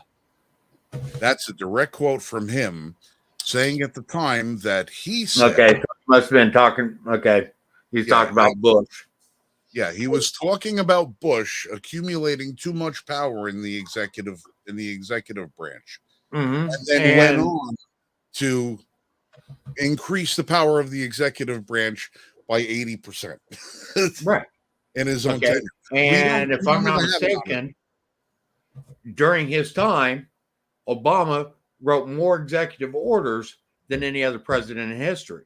And then Trump, I think, almost exceeded Obama. And now, actually, I don't know how many executive orders Biden's done. I don't think it's been quite as many. But he's still done a tremendous amount. And the whole thing is executive orders are being used way outside what they were ever intended to be used for. Well, not to defend Trump. Everybody knows I'm not the biggest Donald Trump fan in the world, mostly because of Second Amendment issues and stuff like that and some other stuff. But a good majority of the executive orders that Donald Trump signed, you have to wipe the slate clean with him because what they was doing was reversing executive orders placed by the previous administration. So I can't count those as, that's a new order because it was a rescinding of the old one that should have never been in place in the first place. But so we also have to look at each executive order from each president. And see, well, Obama signed a lot of executive orders that would not even had nothing to do with anything before him. These were shit that he put out on his mind and said, "Hey, almost signed this today." You know, and then, I got it right here. Obama signed 276. Let's see, what's this title? Total orders, average a year. Let me go back. So Obama wrote 276, averaged 35 a year. Trump did 220, added 55 a year. So far, Biden's done 106, averaged 55 over 2 years. Okay. So Trump and Biden are actually exceeding Obama. well, Biden is trying to overrule everything. The Trump, remember, as Biden said, his first day into office, he was going to start undoing everything that Trump did. Right. So he's just reversing the shit that Trump reversed on Obama. He's flipping the playing card the opposite way, and then he throws in a couple of his more, and I will almost guarantee that a bunch of initial executive orders that Obama put in place were overturning stuff that Bush put in place. Right. And a lot of Obama's executive orders were overturned by the courts as well.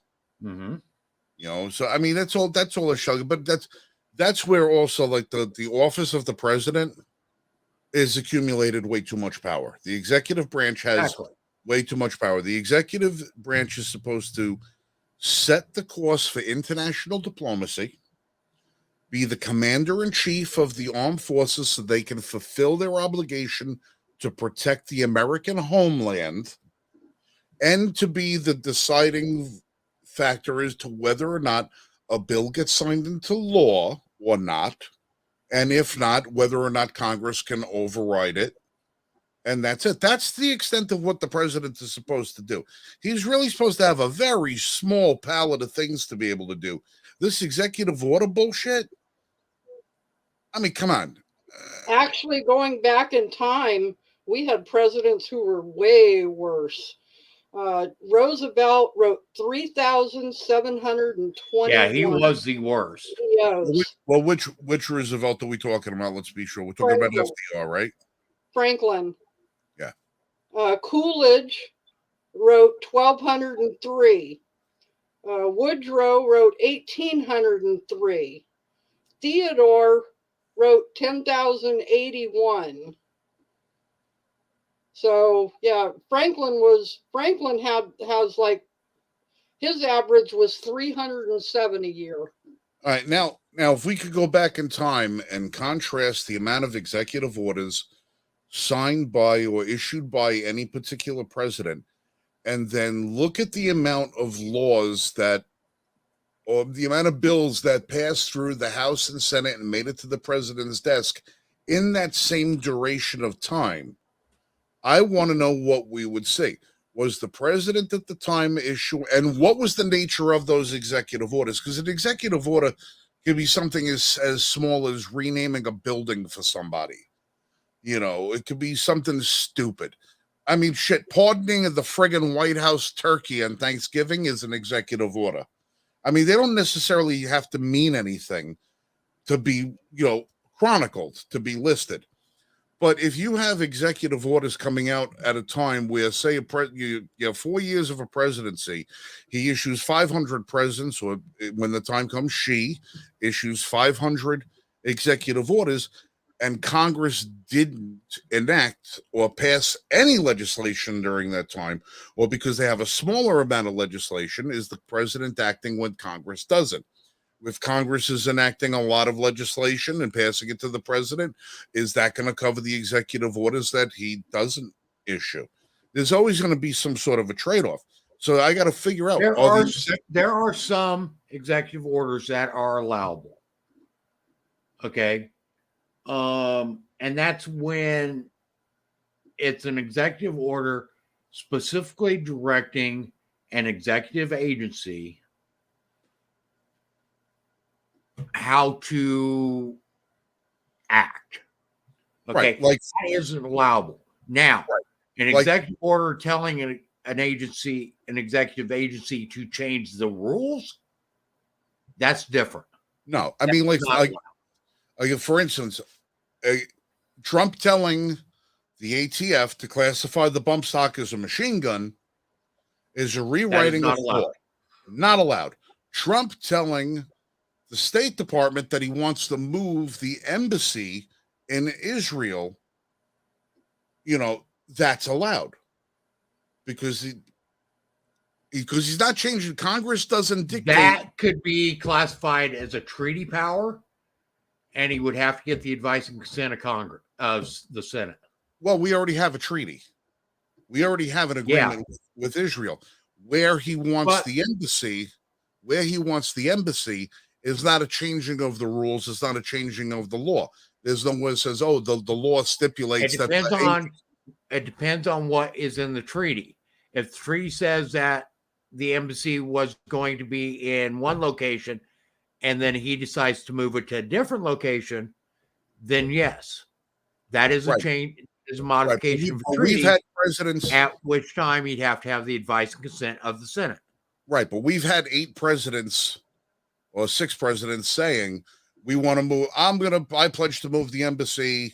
I'm going to write an executive order to move the presidency from where it is to Jerusalem. And none of them ever did it till Trump came along and said, well, I'm going to do it.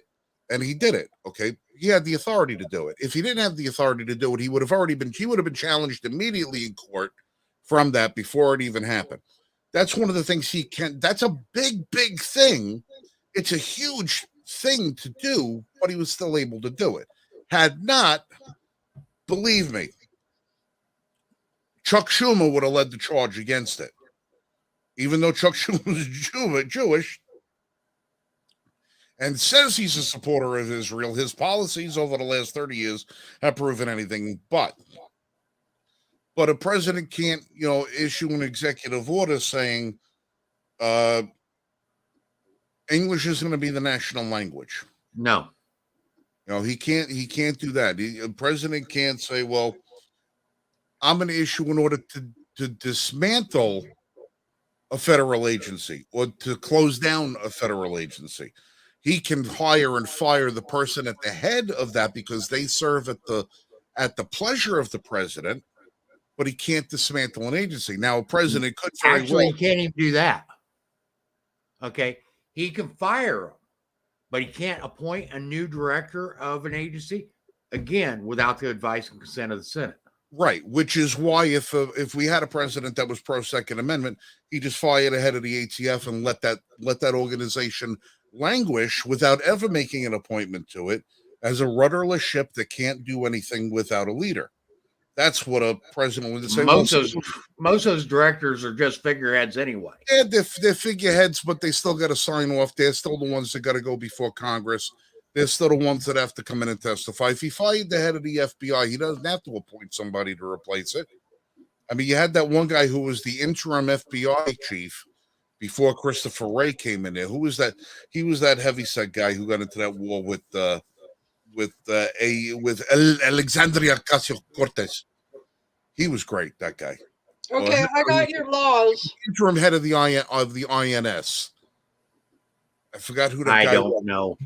Oh, that guy was a pip.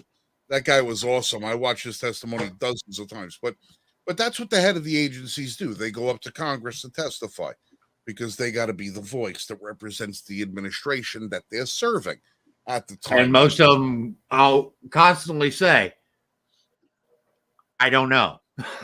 None of them. That one guy gave answers, but like a president can't appoint somebody who works at the embassy. Ambassador. There you go. I got a little touch of the Michael Voss myself tonight, but he or she can appoint an ambassador, but can't make one by executive order. But I think they could make one. He can appoint it, and then again, the Senate has to advise and consent. Right. This is my interim. I'm making an executive order to appoint an interim ambassador who will serve that role until advising consent is served by the people, by the Congress. They can make interim appointments by executive order. But most of the executive order stuff is not supposed to be consequential. Yeah. Well, No, I got it's your not. laws. He can make an executive order saying that he pardons the Thanksgiving turkeys. Right. Okay. He can, and actually, pardons are an executive order. And that's an executive order that he has the authority to make without any input from Congress or the Senate. Let's see what other. Technically, the president cannot even say where troops are to be deployed without Congress. Getting back to the commander in chief, okay. Article 3, Section 2, Clause 1. The president shall be the commander in chief of the Army and the Navy of the United States and of the militia of the several states when called into actual service of the United States. He may require the opinion in writing of the principal officer of each of the executive departments upon any subject relating to the duties of their respective officers. And he shall have the power to grant reprieves, pardons for offenses against the United States, except in cases of impeachment. So the president shall be commander in chief of the Army and the Navy of the United States and the militia of the several states when called into actual service of the United States. So if the Army and the Navy and the militia aren't in actual service to the United States, the president is not the commander in chief. Okay. All that falls under Congress.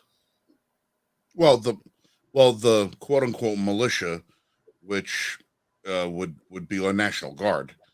National Guard is what's classified as the organized militia today. Yes. Right. That's the organized militia. That falls under the purview of the governorships of each of the 50 states. They have control of all of that up until the time. Depending on how their constitutions are written. Right. If they get called up, and they're only supposed to be called up if there's an act of war. Right. Because what those troops are there for is the protection of the states and the support of the states at the behest of the individual governor. Right.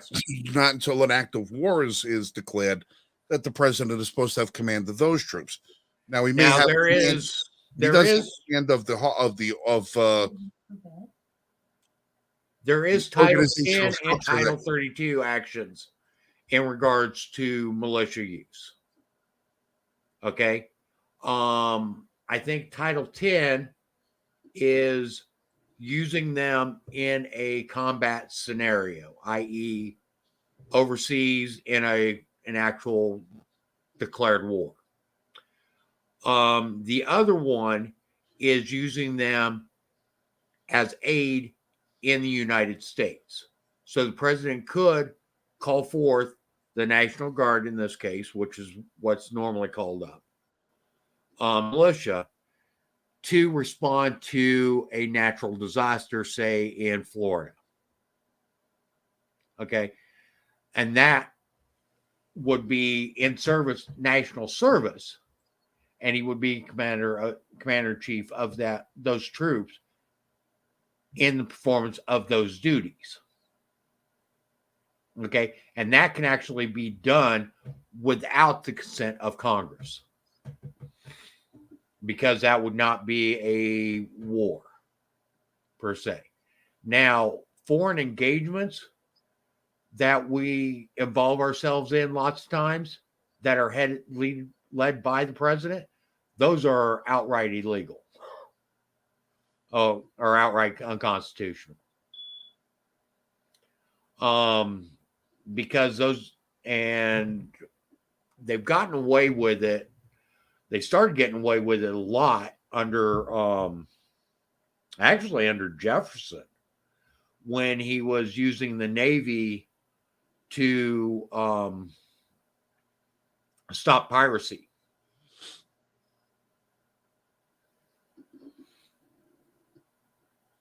Okay. And he was actually engaging in acts of war without the consent of Congress.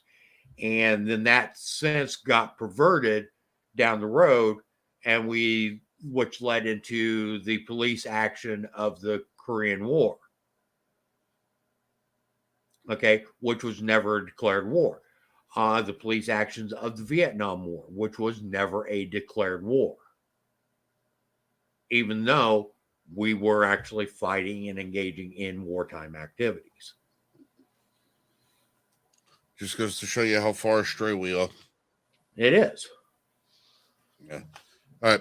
Okay. Listen, I folks, mean, I'm gonna have to wrap it up. I'm about 15 minutes behind my medication schedule. Ladies and gentlemen, just want to let you know I am a recently diagnosed diabetic, and I've been having a couple of issues with it. Not really making me happy. It's been causing some problems with my vision, and now I'm on a medication that I didn't ever think I wanted to be on. I got a piece of advice for you. Maintain a healthy exercise regimen. Try to eat healthy. Monitor your blood sugar. And just make sure diabetes is a shit ton of a pain in the ass. And if you live a good, decent, healthy life, you're not going to miss out on other stuff. I haven't had a piece of bread in 2 weeks. And for an Italian guy to not have a piece of bread in 2 weeks, you know what that does to a person's personality? Turns them into me. You don't want to become me. Trust me on this. You know, it's not a good look for anybody. But I'm going to sign off for you guys. You guys continue conversation. I will be fastidiously watching on my phone as I go through my business. And everybody, Happy New Year. I'm glad to see everybody here with us. Vass, thank you for being here tonight. Please feel better. Jeremy's away from the computer this evening. He's got a couple of issues he's dealing with. We send our regards to Mr. Bishop. And everybody, Happy New Year. Be safe. Shoot straight. Oh, and Dan Crenshaw, you can kiss my ass. Love you guys. Night, I already Frank. came down on Crenshaw before. Yeah, well, he needs somebody to come down on him hard. And Okay, Crenshaw wanted to have talks about red flag laws. Yeah, well, when you call principled conservatives in this country terrorists, because we just want a constitutional republic to be restored, he can jump through that. Yeah. Good night, kids. Have a good night, Frank. Good night. Night, Frank. So I pulled up the list of laws, but it's broken down by the Congress, or each session. So Right. if we want to start with the one that just ended, the 117th Congress passed 108 public laws and 0 private laws. The 116th Congress passed 344 public laws and 0 private laws.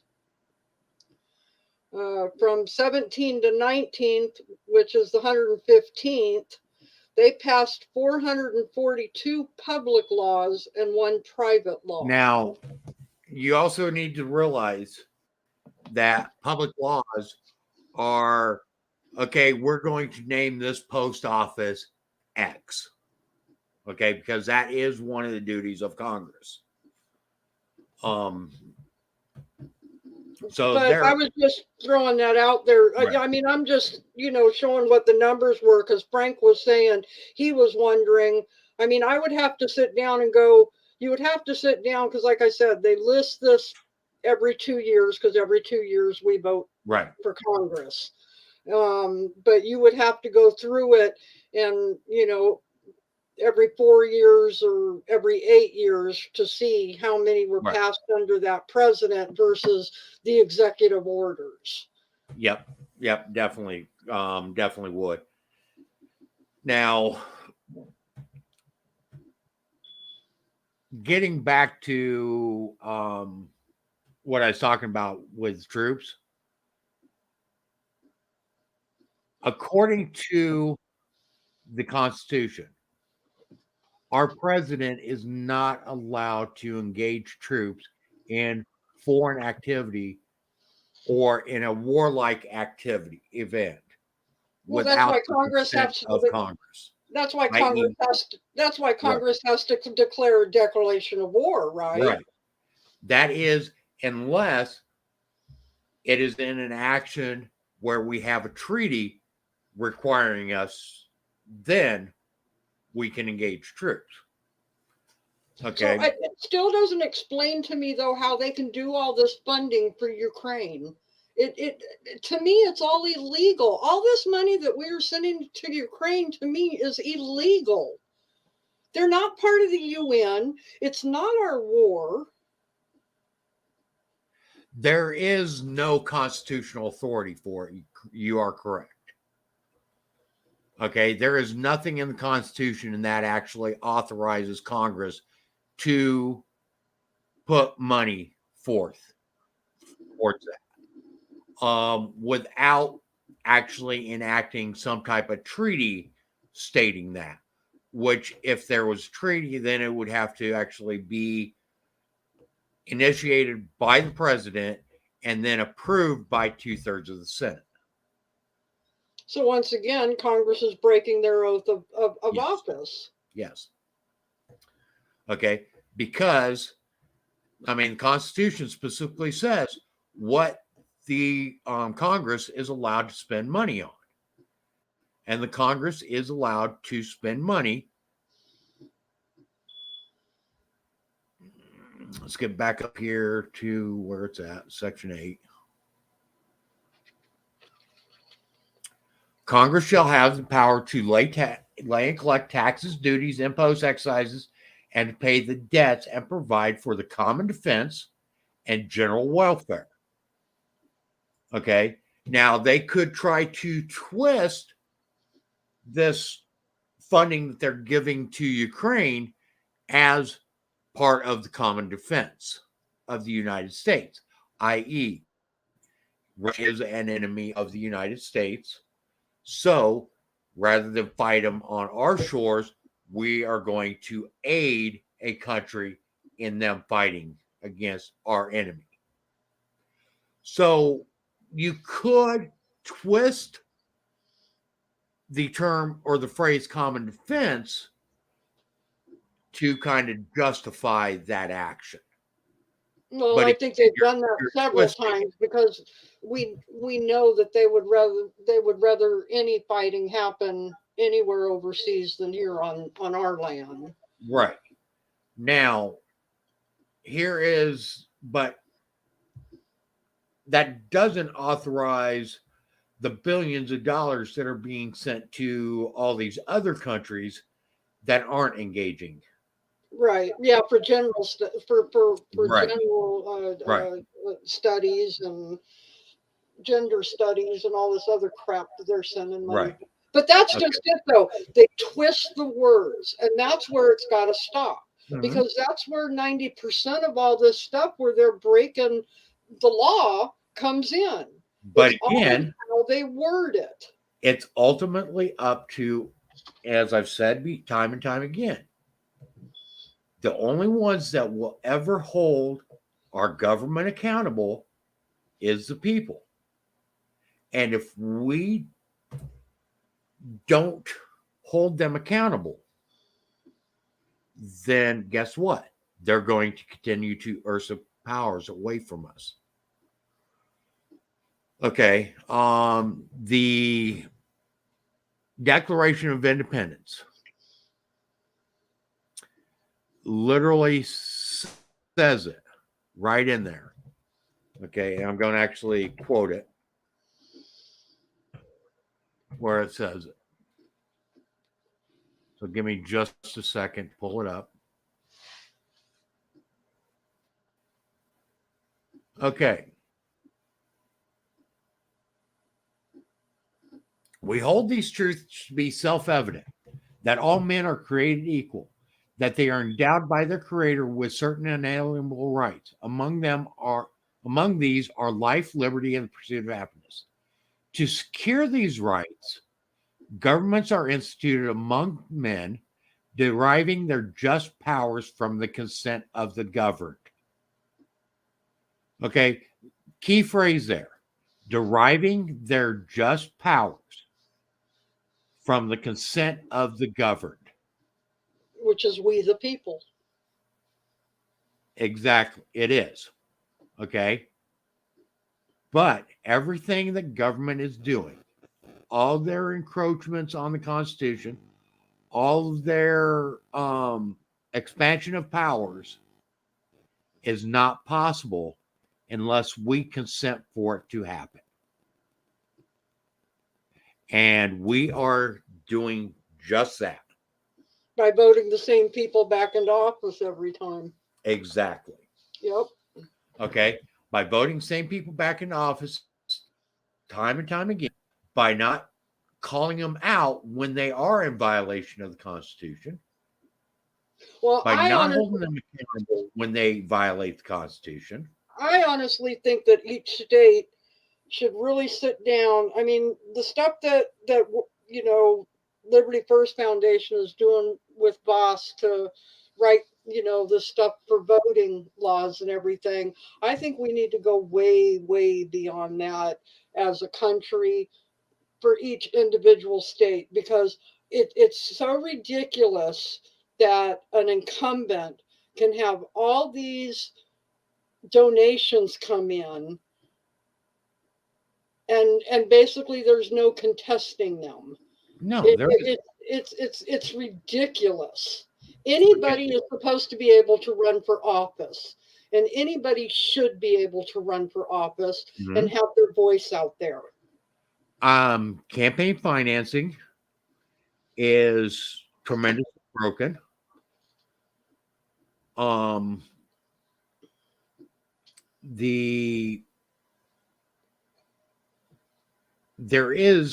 It used to be that media was required by law to give equal time to every candidate in a race.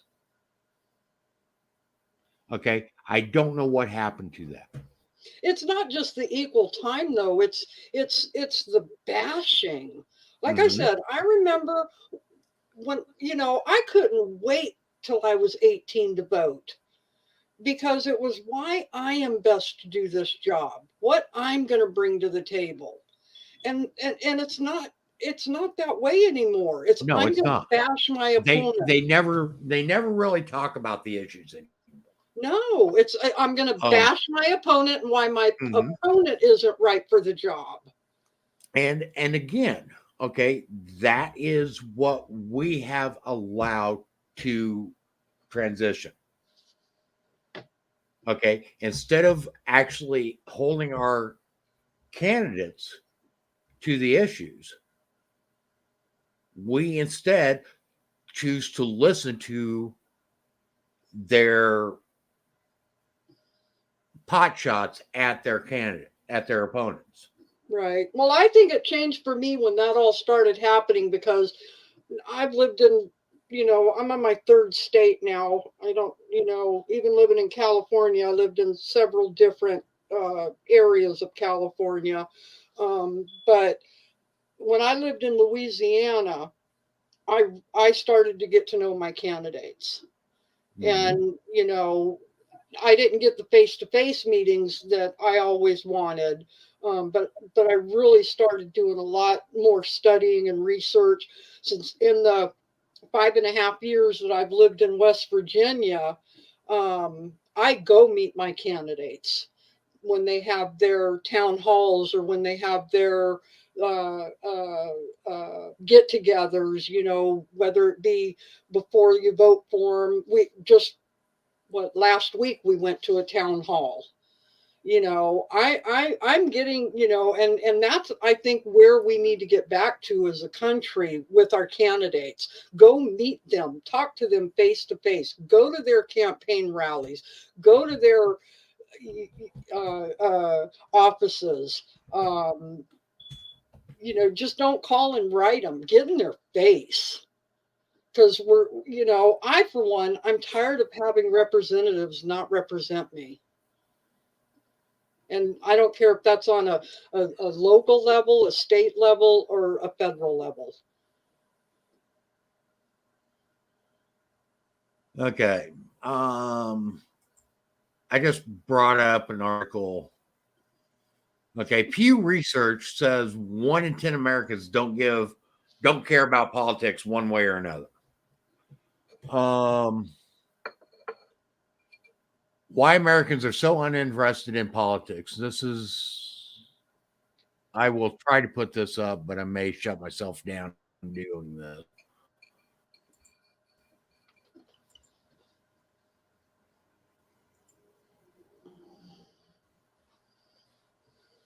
Well, we know one of the main reasons people aren't interested in politics is because they don't teach you to be interested in politics in school anymore.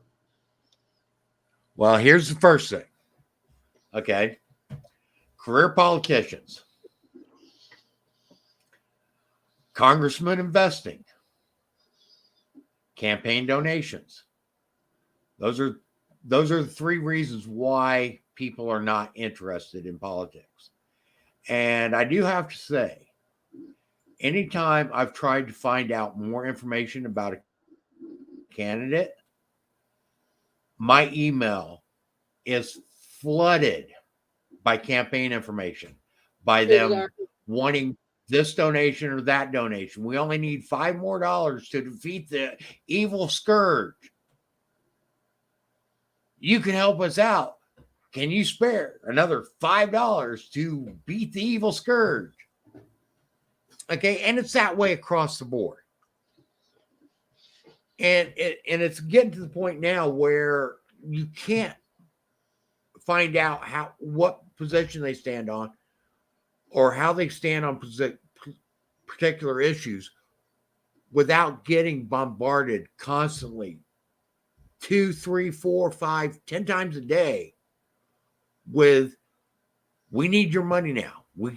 In order to win this fight, we need more money. We need more money. We need more money.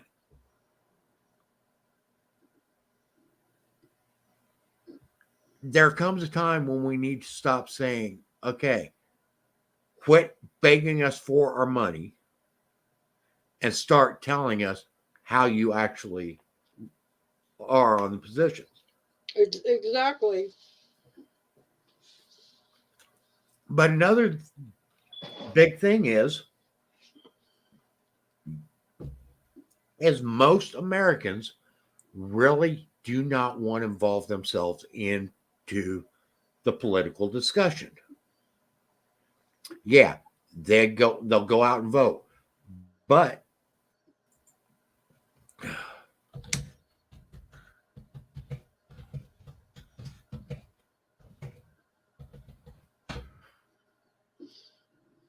in the 2022 election,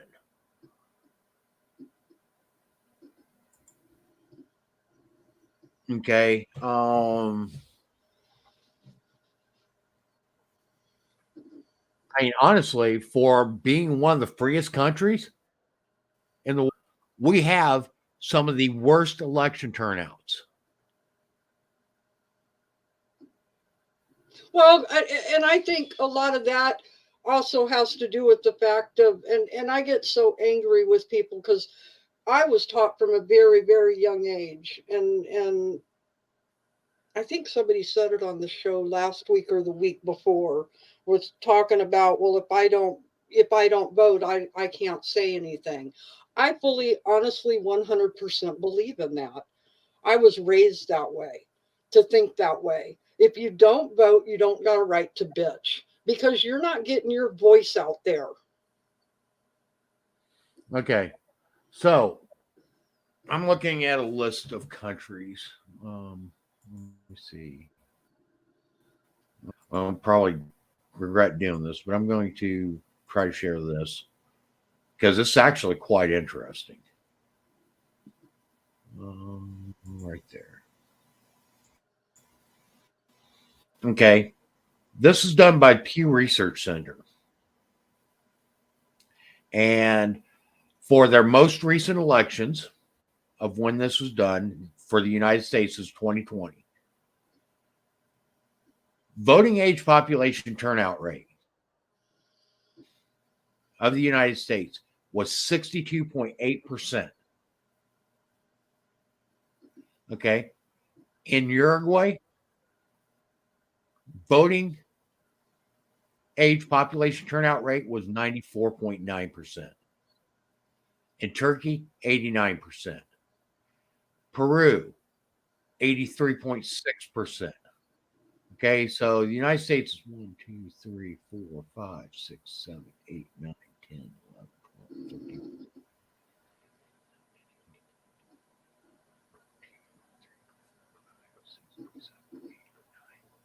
30th in the world as far as voter turnout rate.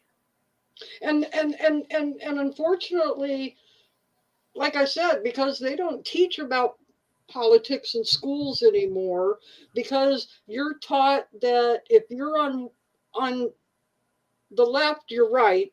If you're on the right, you're wrong. They don't want you to vote. That's how the incumbents also keep staying in office. Mm-hmm. They don't want you to vote.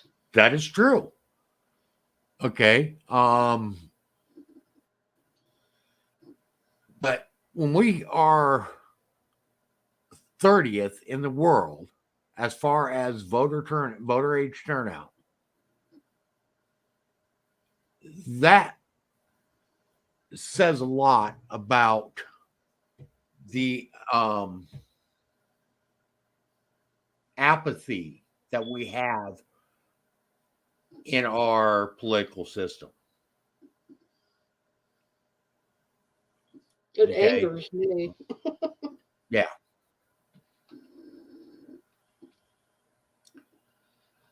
Now, Switzerland's even worse because they're actually 36.1% of their voting age people turned out for election. But we shouldn't be, we should be leading this list. We shouldn't be nearing the bottom of the list. Well, my question on that would be, though, when did that turnaround start? I don't know. It would be interesting to see when the turnaround for people not going out and voting as much started. What president was it under? Well, I think there's always been some apathy in our elections process and our political process. Plain and simply because it's never been this bad.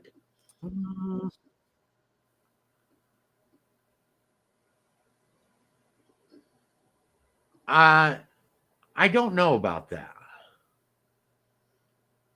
I think it's been pretty poor at times. Because they actually counted the last few elections how voter turnout has increased substantially. And generally, when you see an increase in voter turnout, an increase in voter registrations,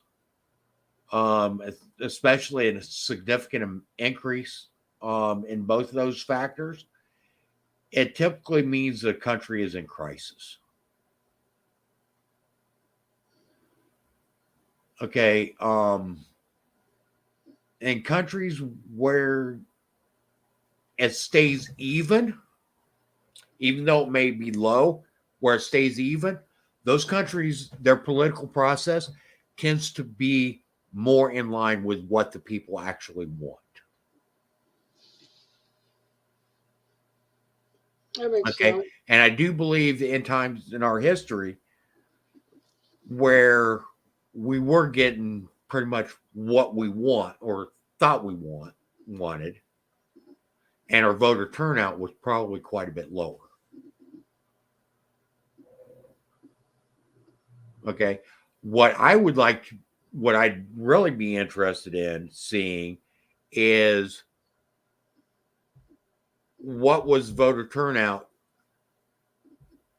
after the revolution, towards when our country first started under the Constitution, what our voter turnout was just prior to the Civil War, and what our voter turnout is, like during World War II, I mean, look at key factors where there were crises in America. What was our voter turnout during the Depression? Well, I think a lot of that has to do too, because I mean, I'm the last of the generation, but the boomers, we've had a lot to do with the elections over so many decades too.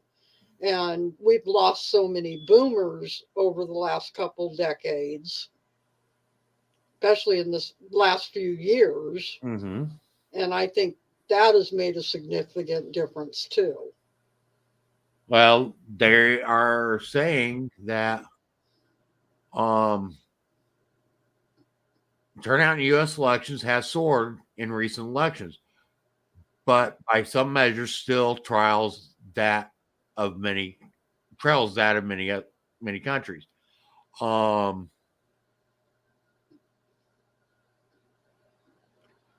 this election, I guess there was record turnout of a lot of young voters.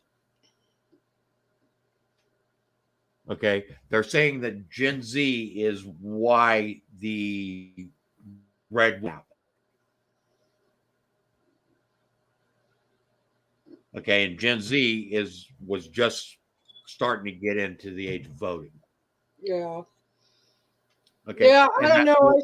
I kind of question all that too. There's statistics in a way too, though, because we already know that when you add up how many votes Trump got and how many votes Biden got, that exceeded the population of the United States. well, again, like I said, we need to actually look. There are many things that are very questionable about the last probably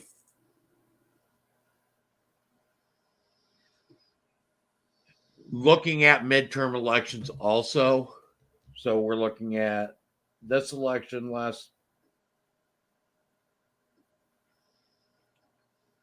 I would say, since Clinton's first term in office, there's been some real questionable things happening with our elections.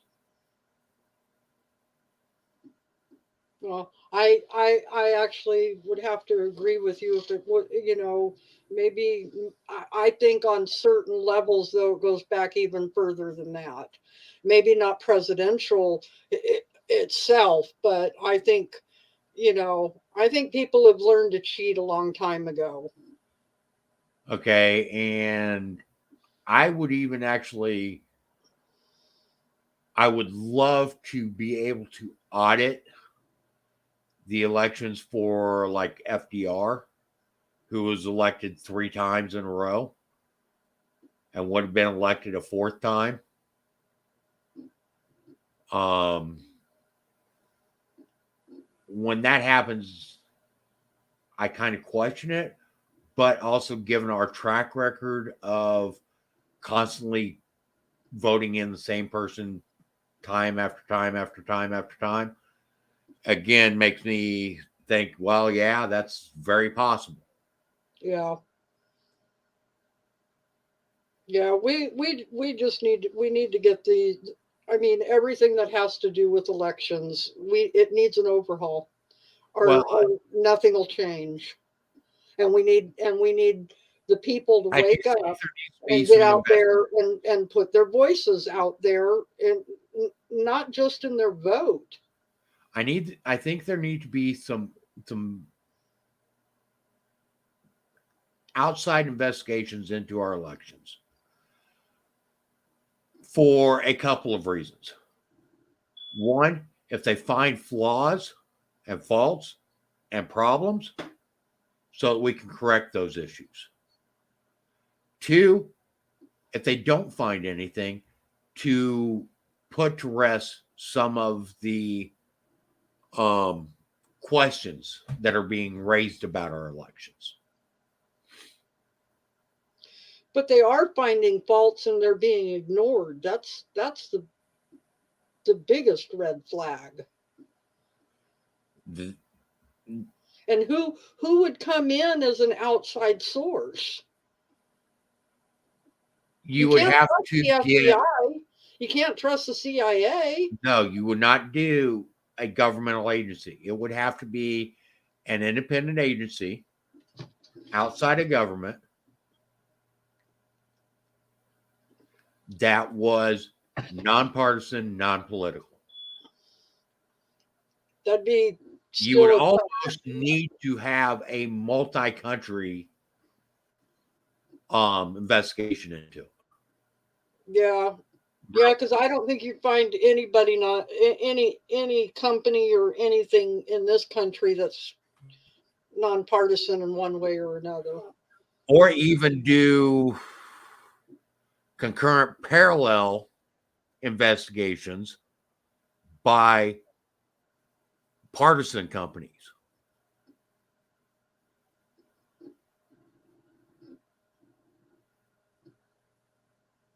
Yeah, something's got to get done. Okay. Where you'd have like 3 or 4 independent companies selected by the Republicans, 3 or 4 independent companies selected by the Democrats, but each side has the same exact number, and they investigate, and they all submit their own independent reports with no there'd be non-disclosures while the investigation was going on, et cetera, put in place. Okay. Until after the report was released. And then they all have to release them on the same day. Oh man, the leaks that I could see coming out of that though. Well, that's where you would have to put in place essentially gag orders where there would be huge penalties. Yeah, but I don't at this If there point was a Tom, I leak don't even by see. by Yeah, but a company on this, then they would be disqualified. Yeah, I don't see something within our own country working though, because even doing that, the Republican side will come out one way and the Democratic side will come out another because it's so divided right now. You're not Even going to if it get did. anybody to sit down and look at Even if it anything. did. Okay. If they both showed flaws in our election and say those flaws on that were put out from the Republican chosen companies would benefit Democrats, and the flaws put out by the Republican side would benefit Republicans, it would still be the flaws being exposed. And That's that's the true. whole intent. That's true. Yeah, something's got to get done because our country can't go on much longer this way. Okay. I mean, that's really what this audit process would be to do, is to expose any inherent flaws in our election system. Okay. And if it's flaws that would be beneficial to the Republicans, okay, there's flaws that need to be exposed. If there are flaws that would be beneficial, if fixed, would be beneficial to the Democrat, then those still need to be exposed. Well, we know That's the only way that we can have fair elections. Right. Well, we know one of the biggest flaws is elections aren't called on election night anymore. And that got its grounds started under Bush Gore, the Bush Gore election. Okay. And it has expanded since then. Okay. And part of it is the amount of challenges and the challenges to the challenges that's causing a lot of this. to a point. But I mean, when they tell you it takes them a week to count votes, no, it doesn't. No. But again, like I said, it's challenges being raised, and then challenges to the challenges, then challenges of the challenges to the challenges. That's a lot of what's expanding this. Okay. That's also a lot of what's expanding the vote count, is because the Democrats have people there and the Republicans have people there that challenge votes. Okay. They challenge whether or not a vote is legitimate. So let's say that the Republican monitor says, I challenge such and such vote. I don't believe it's a legitimate vote. Then the Democrat monitor says, I challenge that challenge because he has no grounds to challenge that. Right. So then the Republican says, I challenge that challenge, and that delays the vote count. And this all goes back to our hanging Chad, huh? Exactly. Okay, that's one of the big things that is really expanding times, especially on highly contested races. And that's why we're getting week-long counts. Okay. Yeah, they can count all the votes in a couple of hours. But when you have both sides challenging votes and then both sides challenging each other's challenges, then that continues to expand it. And that's what people don't understand, and that's part of the process. Okay. And we do need that type of mechanism where the votes can be challenged. But we also need a mechanism where we are auditing our votes. Okay. We need to have our elections audited. Okay. And if we have frivolous challenges being waged, then those need to be called out, because that is a flaw. That's expanding the count reporting. Okay. If we have votes that aren't being challenged that should have been challenged, that needs to be exposed. If we have votes that shouldn't have been cast at all, that needs to be exposed. If we have discrepancies in counts, that needs to be exposed. Okay. All these are questions that have been raised, but there's never been any actual investigations into them, because the side that raises the question gets challenged by the other side, and then we get this back and forth bickering, and nothing ever gets resolved. Right. Well, they don't want to resolve it. That's why. No, because honestly, they want us to lose confidence in our elections. Mm-hmm. Because if we lose confidence in our elections, then they can have their puppets go out and vote. Mm-hmm. Well, which again keeps the same old and Okay. awful. And what I mean by their puppets is the diehard. Okay. They want the people that are non-committed to one party or the other to not vote. Mm-hmm. Okay. The people that are committed, i.e., the hardcore Republicans, the hardcore Democrats, that will be out there every election voting a straight ticket every time. They want those people out there voting. Okay. Because they know that that's a guaranteed Democrat or Republican vote. The questionable votes that they don't want are the ones that are somewhere in the middle. They're not a hardcore Republican. They're not a hardcore Democrat. So they want them to lose confidence in our elections. And Right. and if you listen, both sides are undermining confidence in our elections. Well, yeah. I mean, Okay. I know for a fact for me, it wasn't until Obama that I used to vote Republican and Democrat. Well, let's look at what both sides are saying. Okay. The Democrats are saying that the elections are unfair because minorities are being excluded. People of color are being excluded, that it's harder for people of color to vote, be able to vote. Okay.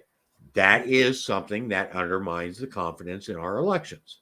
Well, especially when it's come out in the last what, 2 or 3 elections that there are just as many black people voting as there are white people. Okay. But it undermines our elections. Okay. Regardless of what the actual truth is, it's still something that undermines our elections. Okay. Now, the Republicans are saying, well, the Democrats are allowing people that are ineligible to vote to vote. Okay. Again, that is something that is eroding the trust in our elections. Okay. Both sides have disparaging things about the other side that really isn't designed to necessarily cause a division from one side to the other as much as it is to actually undermine the confidence we have in our elections, the confidence that our voice will actually be heard. Well, and then that Okay? makes you And if you actually. are in that center area, which most people are, then you say, okay, well, why should I vote? My vote doesn't matter. Right. Well, and it makes you wonder too, because this is, something I've thought about for years now. They sit up there in Congress and, it's a Democratic way or it's Republican way. But yet behind the scenes they're all buddy buddy. Oh yeah. Okay. And honestly, How much are they actually working together to make sure that we are a divided nation? they And then they do. get in front of the cameras and it's, oh well, so and so on the left or so and so on the right. It's They got to do. stop. Okay. And it's intentional. It is purposely intentional and the reason why is it is designed to try to force people into a box. Because if we got everybody categorized in a box, i.e., you're in the red box, you're in the blue box, you're in the LGBTQ box, you're in the straight box, you're in the black box, you're in the white box, you're in the Hispanic box. Okay, the more boxes that they can whittle us down to and make us feel insignificant, and the whole purpose of this is to make us feel insignificant, to make us feel powerless. And I can tell you when that started, it's when they started doing the African American, Mexican American. No, if you were born in America, This you're an started American. way before that. Way before that. Well, yeah, because I mean, being part of the I say LGB community. Yeah, it was, but I think what I'm saying by saying the African American, the Mexican, that's when they really started bringing all that crap to the forefront. No, this started well before civil rights.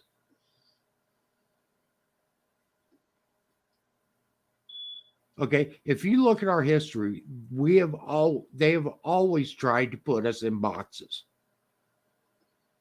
Okay, and here's the reason why. Because they can get you in a small enough box to make you feel insignificant, where you feel like your voice can't overpower everybody else's voice, then you're less likely to raise your voice. I get that. I fall into that category at times, but that's just for me. It's not that I don't think that I can stand up for myself or this or that. It's just my anxieties and everything. I mean, it's like, it's like coming on here live. I couldn't do it for a long time, and now I'm comfortable doing it. But it isn't even about that. Okay. Maybe I'm not explaining this properly or not. No, I get what you're saying. Okay. But that is actually one of the tools that they used against blacks back in the days of segregation, of the Jim Crow laws, of that. Yeah. Was to make blacks feel right. so insignificant, even though at one point in time in early America, blacks the population of blacks far exceeded the population of whites. Well, in some areas they still do. But they made blacks feel so insignificant that they couldn't raise up. Okay. And that's the whole purpose behind a lot of this. Okay. And right now, their big target is straight white males, straight white middle-aged males. You guys are the devil. What can I say? Okay. And they are trying to make us feel insignificant because they believe that straight white middle-aged males hold most of the power in this country. Yeah. Okay. And honestly, if you look, most of our CEOs are white middle-aged males. But it's been that way since our founding. I mean, yeah, you've got more women up there, up in CEO spots and if CFO and in Congress, and you know, if you look at it as a true reflection of percentage of hours worked, I bet you would find a very significant trend that would almost equate to the same trend that you are seeing on the population basis. Exactly. They have to go after somebody to make them the evil and make them the victim. It's been that way for eons. There is you're the evil, you're the victim. But it isn't even so much victimization.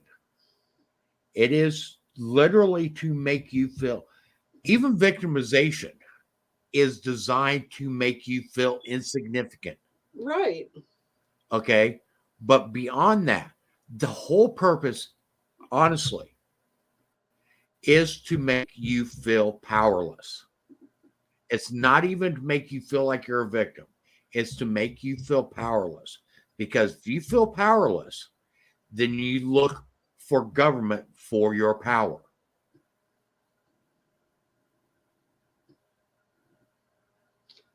Exactly. And that's what they've been doing, especially since Obama years. Okay. And if you actually look at what's been being said over the last 2 years by people that are conservative or Republican. Just wait until we get control of the House.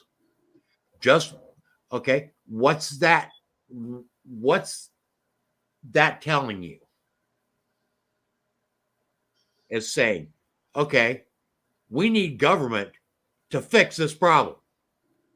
We need government to fight for us. We need government to protect us. We need government. Okay. What was being said when Trump was in office? Just wait till the Democrats get in power. Then, okay, again, what's really being said? We need government. We need government. We need government. We need government. No, we don't need government.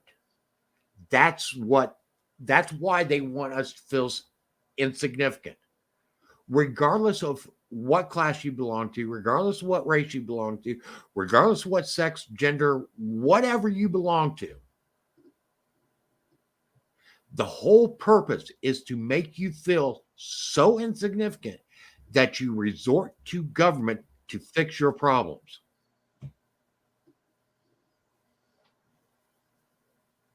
Okay, that's the whole purpose behind the divisiveness, right? To make you feel insignificant.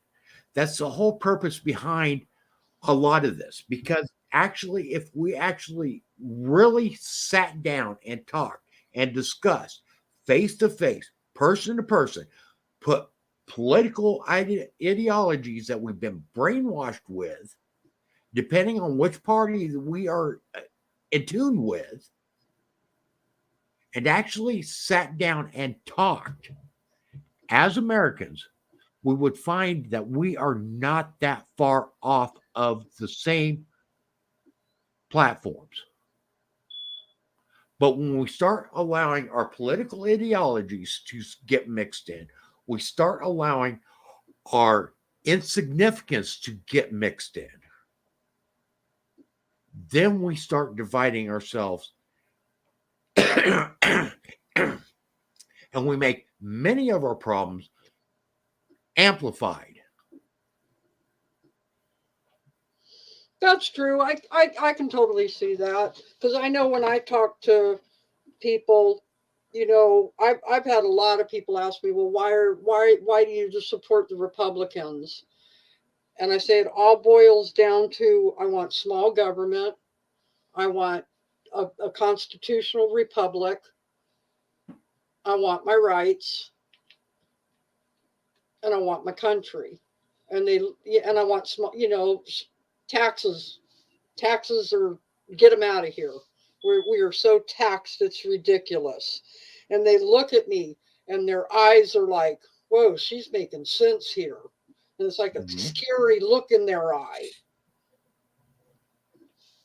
And if people would actually look at what are actually our rights, okay, and I'm talking our natural rights, because there is a difference between natural rights and political rights and granted rights. Okay, our right to vote is not a natural right. It is actually a political right. Okay. However, our right to survive is a natural right. Right. Our right to self-protection is a natural right. Our right to free speech is a natural right. Okay. Those are inherent rights. Those are unalienable rights, i.e., the right to life, liberty, and the pursuit of happiness, and to obtain property. Those are natural rights.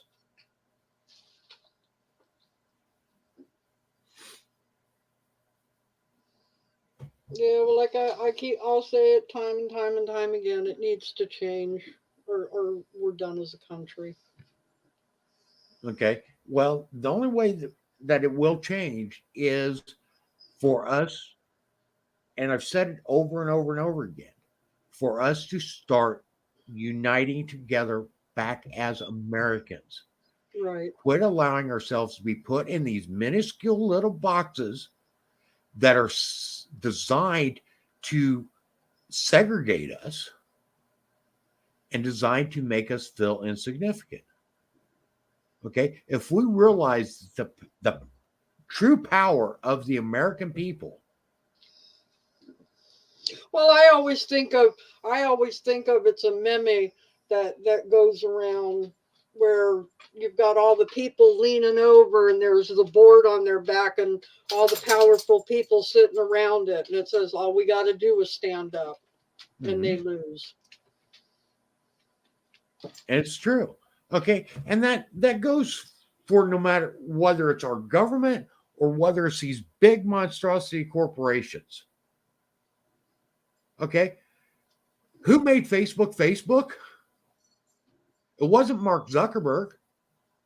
No, it's big corporations. It wasn't the big corporation. It was the people.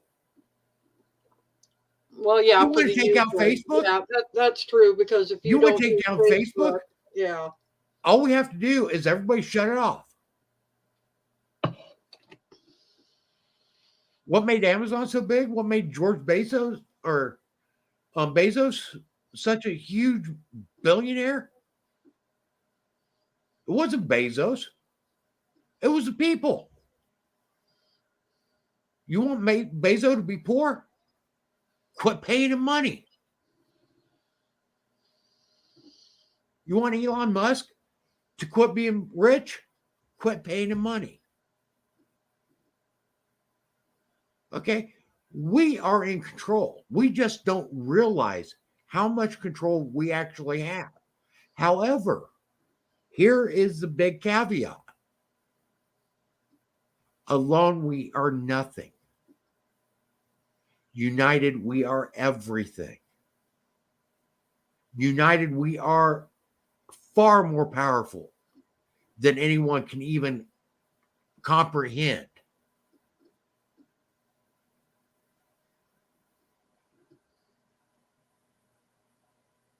Okay, it's up to us. And we keep allowing ourselves to be divided and divided and divided and divided. Okay. If we want Facebook to stop censoring stuff, it's simple. Quit using Facebook. You want Twitter to stop doing what it's doing? It's simple. Don't engage with Twitter. Okay? And if enough of us do it, guess what? Those things cease to exist. Look at MySpace. Look at how huge MySpace was. What happened to MySpace? People quit using MySpace.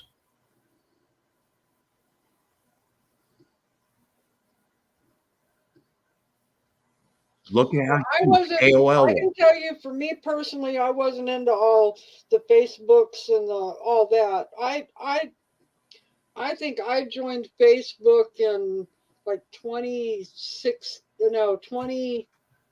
It was in like the late 2000s, and it was only because I wanted to stay in touch with some family and friends.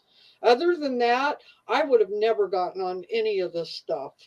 Well, let's look at something else. Look how huge AOL was. Yeah, yeah. What happened to AOL?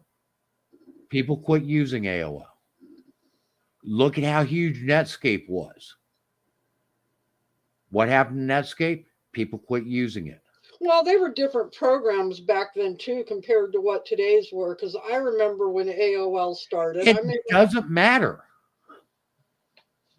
No, I totally get what you're saying. If we stop using this, if we stop, if you stop going to Walmart goes out of business. Right. We are in control.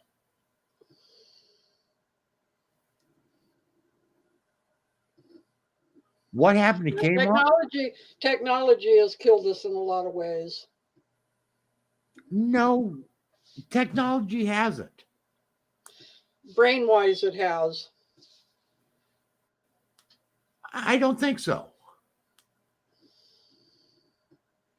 I don't think so. Okay?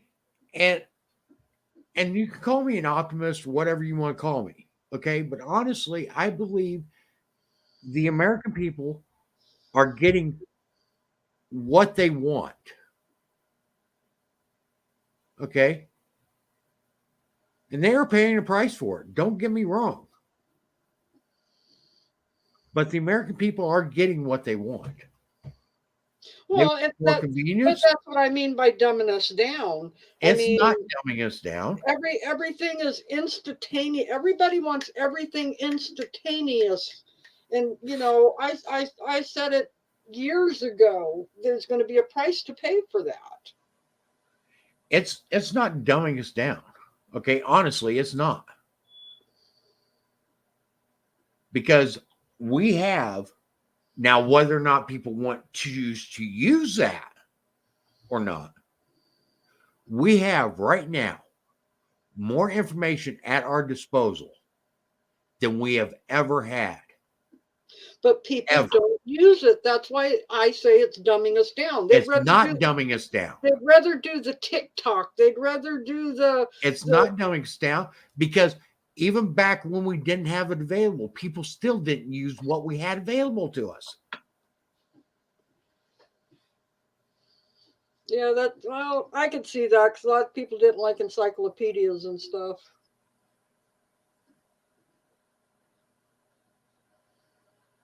Okay. People do what they're passionate about.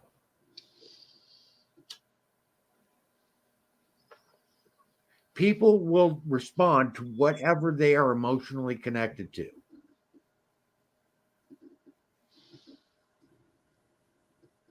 Okay.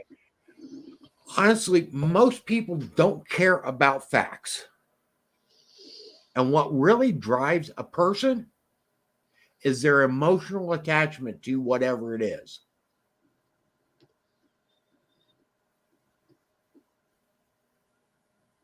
But Okay. that's the way People go to work. we've been steered, though.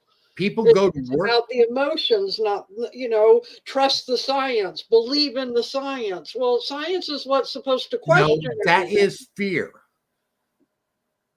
That is fear being used to manipulate. That's something totally different. Okay. People go to work because they are emotionally attached to creature comforts. If they weren't emotionally attached to having a place to sleep, having good food to eat, etc., people would not work.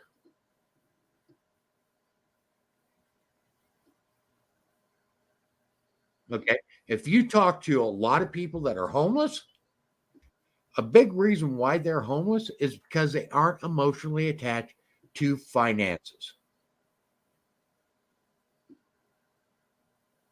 I'd say that's to a certain degree because I know when I was homeless, it was because I didn't make enough money to put a roof over my head. And I, you weren't you know, emotionally attached enough to finances. Well, actually, I'm going to say that you're the opposite. You were emotionally attached enough to work your way out of that situation.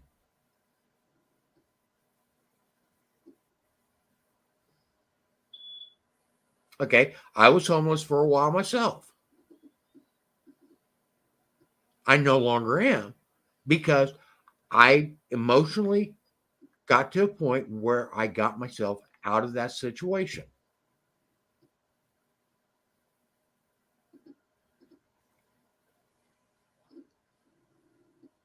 Emotions drive action. That's why the media, politicians, etc., use the emotion of fear because that emotion of fear will drive their desired actions. so that's why we've gotten to a point where everything is an Yes, existential threat. because fear is a huge motivator. Actually, fear is one of the biggest motivators.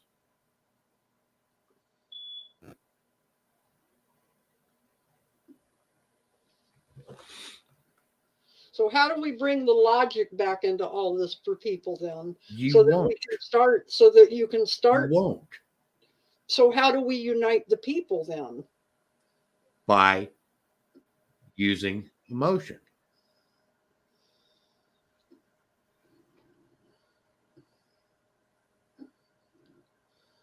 Emotion drives action.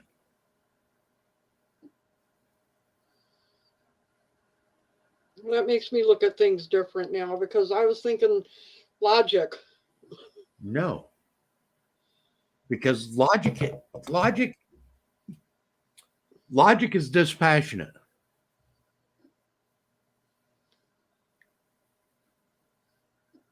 Okay? Logic has no feeling. So logic will never drive action.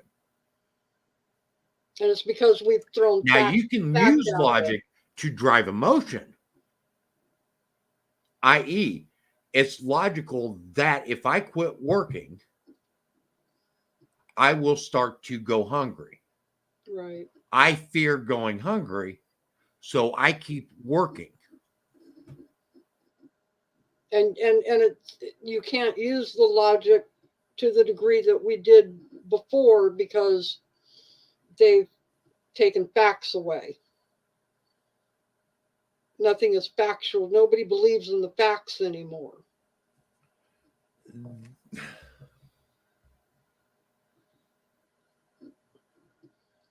They have designed the my truth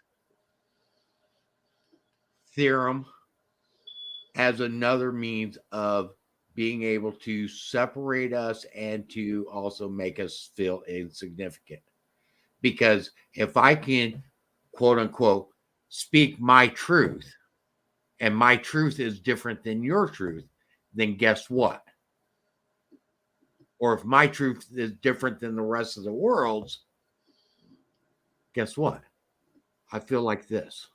Right. Well, that makes sense. That makes me look at some things differently on how to approach things, even from a better way when talking to somebody. Okay.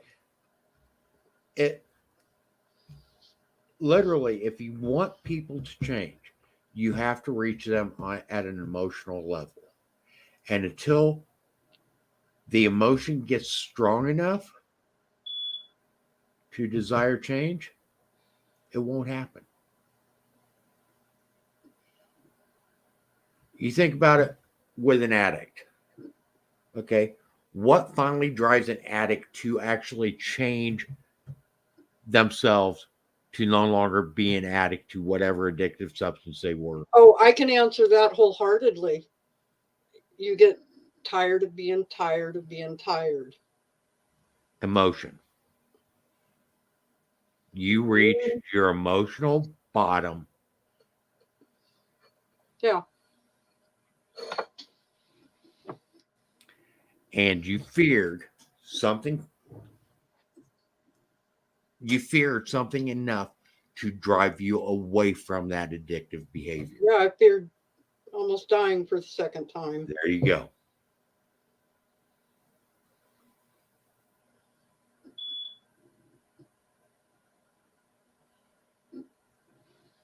Well, maybe that's a better way for me to start looking at things then from that perspective then. Okay. Logic will never, it may win you an argument, but it won't change the other side's emotions.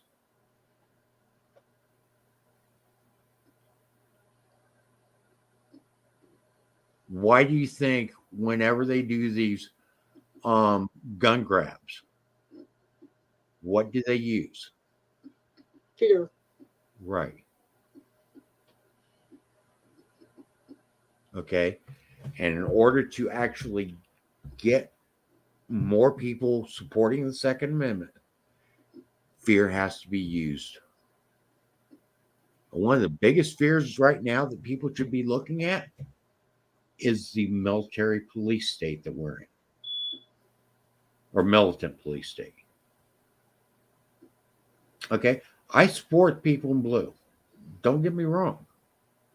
But I also believe that through legislative action, they have gone out of control. And they far exceed what they should. Also, because of are sheer laziness and our desire to have somebody else protect us, we have increased the need for them. Right. But that's what they wanted, so. Is it that what they wanted, or is it that what we wanted?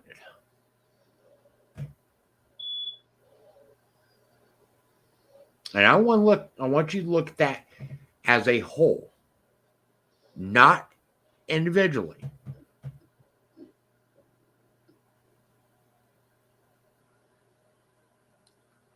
What's big cry whenever crime statistics start going up? Gun control. What's the first thing? But the cry for Don't gun look at control. don't look at gun violence. Don't look at any of that. When crime statistics go up, what's the first thing people start shouting for?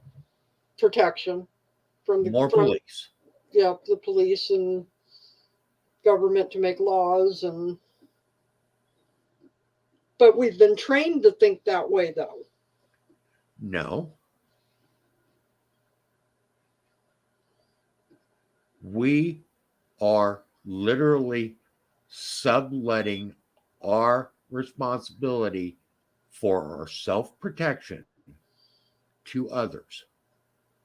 But I believe it's because we've been trained to think that way, because yes, over the years, and I can go back to childhood. You're absolutely right to what you're saying, but to the point where we are today, it's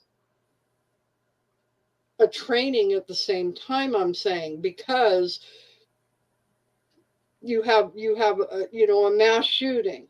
It's Yes, the public comes out and says protection, and then the politicians say gun control.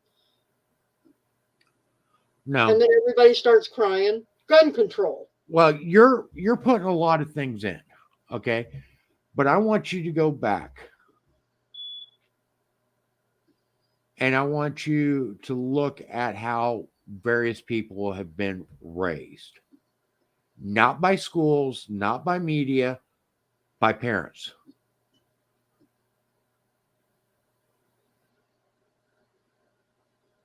Okay. And we no longer teach ourselves how to be self-sufficient. Okay. My grandparents and my parents had gardens every year. I don't. I do. But I don't. Okay, I know how to.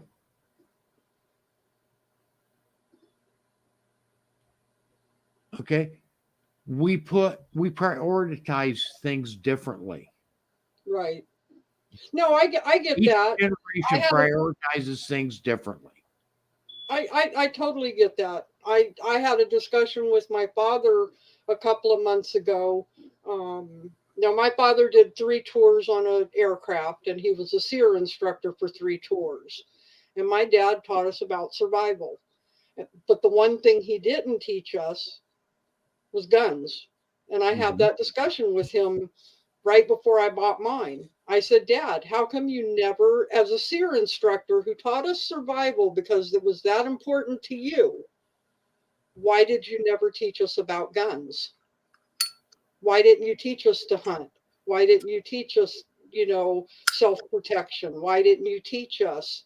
And he said, because he didn't think we'd be interested in it.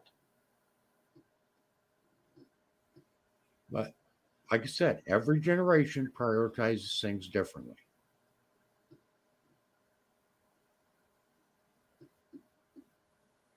Okay. And if you look at our environment, honestly, we are very, very lucky to be in this country. Because honestly, we don't have the issues that they have, like in the Middle East. We don't have to worry about constantly being at war. Okay.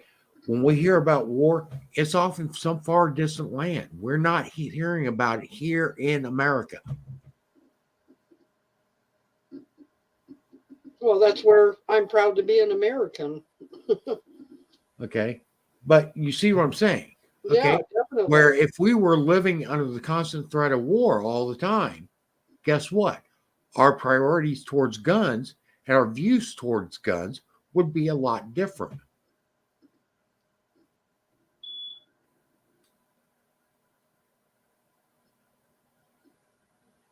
See, that's why I enjoy these. I learned so much. Okay. Our priorities are what really drives each generation. And honestly, because of past generations, we've been able to prioritize things differently that give us more luxuries, more comforts.